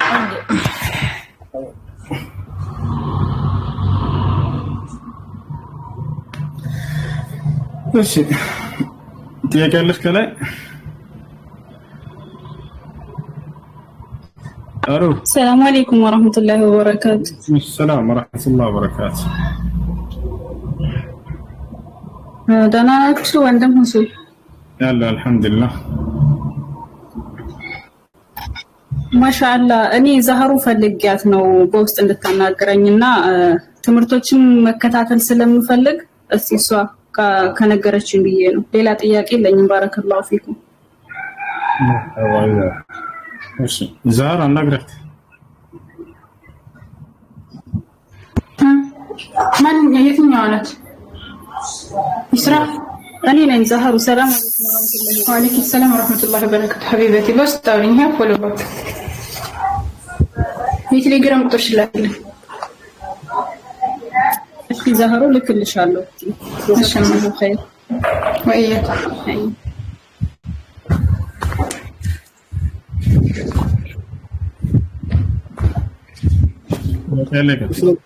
السلام عليكم ورحمة الله وبركاته. وعليكم السلام ورحمة الله وبركاته. እሺ አንድ ጥያቄ ነበረኝ ስለ ሰላት ይሰማል? እሺ ይሰማል። እንትን ባለቤቴ ሰላት እንትን የምትሰራበት ቦታ ሰላት ለመስገድ ሱቢ ወደ ስራ ስትገባ የስራ ዩኒፎርም ነው የምትለብሰው እና ዩኒፎርሙ ትንሽ ሰፋ ያለ እንትን ነው፣ ሱሪ ነው። ቀሚስና መልበስ አይፈቀድላቸውም። ሱሪ ነው ግን ሰፋ ያለ ነው። ሌላ ሙሉ አካሏ ያው የተሸፈነ ነው። በዚህ ሁኔታ ሰላት መስገድ ይበቃል ወይስ እንዴት ነው የሚታየው? አይቻልም ለሴት ልጅ እና ረሱላህ ሰለላሁ ዐለይሂ ወሰለም አንተ ልበስ المرأة لباس الرجال وأن يلبس الرجال لباس المرأة ሴት የወንዶች ልብስ እንዳትለብስ ወንዶችም የሴቶች ልብስ እንዳይለብሱ ከልክለዋል። አንዱ ከሌላው የሚያመሳስለው ልብስን እንዳይለብስ ወንዶች የሴቶችን ሴቶች የወንዶችን ልብስ መልበስ ተገቢ አይደለም። ስለዚህ ምንድነው የምትለብሰው ታዲያ ሴት ልጅ ከተባለ ሙሉ ሰውነትን የሚሸፍን ጅልባብ። አላህ በቁርአን ላይ ሲናገር ያ አዩሃ ነቢዩ ቁል ሊአዝዋጅከ ወበናቲከ ወኒሳኢል ሙእሚኒን ዩድኒነ ዐለይሂነ ሚን ጀላቢቢሂን ይላል። አንተ ነብይ ሆይ ሚስቶችህን ሴት ልጆችህን ምእመናት ሴቶችን ሁሉ በሙሉ ሰውነታቸው ላይ ጅልባብ እንዲለቁ ዘንድ ትእዛዛቸው ይላል። ይሄ ነው። እሺ ሌላ አንድ ጥያቄ እንትን ሰላት አሁን እኔ የምኖርበት ሀገር ላይ ሁለት መስጊድ የተራራቁ መስጊዶች ግፋቢል 10 ወይ 5 ኪሎ ሜትር ርቀት ላይ የሚገኙ መስጊዶች አንደኛው 5 ሰዓት ከ40 ላይ ሱቢ አዛን ይላሉ፣ አንደኛው 6 ሰዓት ከ10 ላይ ሱቢ አዛን ይላሉ። አሁን እኔ 5 ሰዓት ከ40 አንደኛው አዛን እያለ ያ የ6 ሰዓት ከ10 አዛን የሚለውን ለመጠበቅ ከዛ በፊት ሱና መስገድ 2 ረካ ተሐጁድ እንዴት ይታያል? በአቅራቢያህ የሚገኘውን መስጂድ እና በትክክል ጊዜውን ጠብቆ የሚያደርገውን መስጂድ አረጋግጠህ ወቅቱን ጠይቀህ ሰዎችን በትክክለኛ የትኛው ነው የሚያደርገው የሚለውን በዚያ መሰረት ትሄዳለህ። ከአዛን በፊት ከሆነ የሶላትን ሌይል መስገድ ትችላለህ፣ ዊትር መስገድ ትችላለህ። ከአዛን በኋላ ከሆነ ደግሞ ሱና ቀብልያ ከፈጅር በፊት የምትሰገደውን 2 ረካ ሱና ሶላት መስገድ ትችላለህ። ነብዩ ሰለላሁ ዐለይሂ ወሰለም ረክዓተይን ፈጅር ኸይሩ ሚነ ዱንያ ወማ ፊሃ ብላ ሲማን ከሱብሒ በፊት የምትሰገደው 2 ረካ ሱና ሶላት ከዚች ዓለምና በውስጧ ከምትገኝ ጸጋ ሁሉ ትበልጣለች ብለዋል። ይሄ እሺ መርሴ ጀዛኩሙላሁ ኸይረን ጀዛ አምጥቻለሁ። እሺ ካሳነስከው እሺ ወረቀ ጻድቅ ነው የሚለውን አሳየን እስኪ እኮ አንብቦ በአረብኛ እናስረዳኝ። እንደጸደቀ ይቀርባል። አይሻ እንደጸደቀ ታስረዳለች። አስረዳኝ ሳይሆን አንብበሽ አንቺ እንድታሳየን ነው። ኦኬ በአማርኛ ተርጉሜ ላምጣልህ። አንቺ አታንብም? ፐርፌክት አይደለም እንግሊዘኛ። በአማርኛ ግን አነበዋለሁ። ቆይ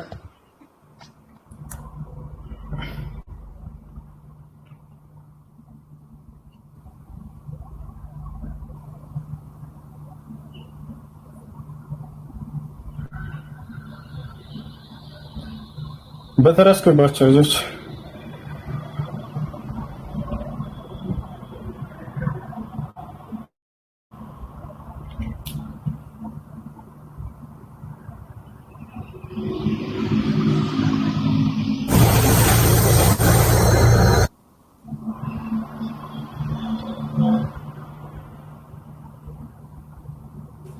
هاي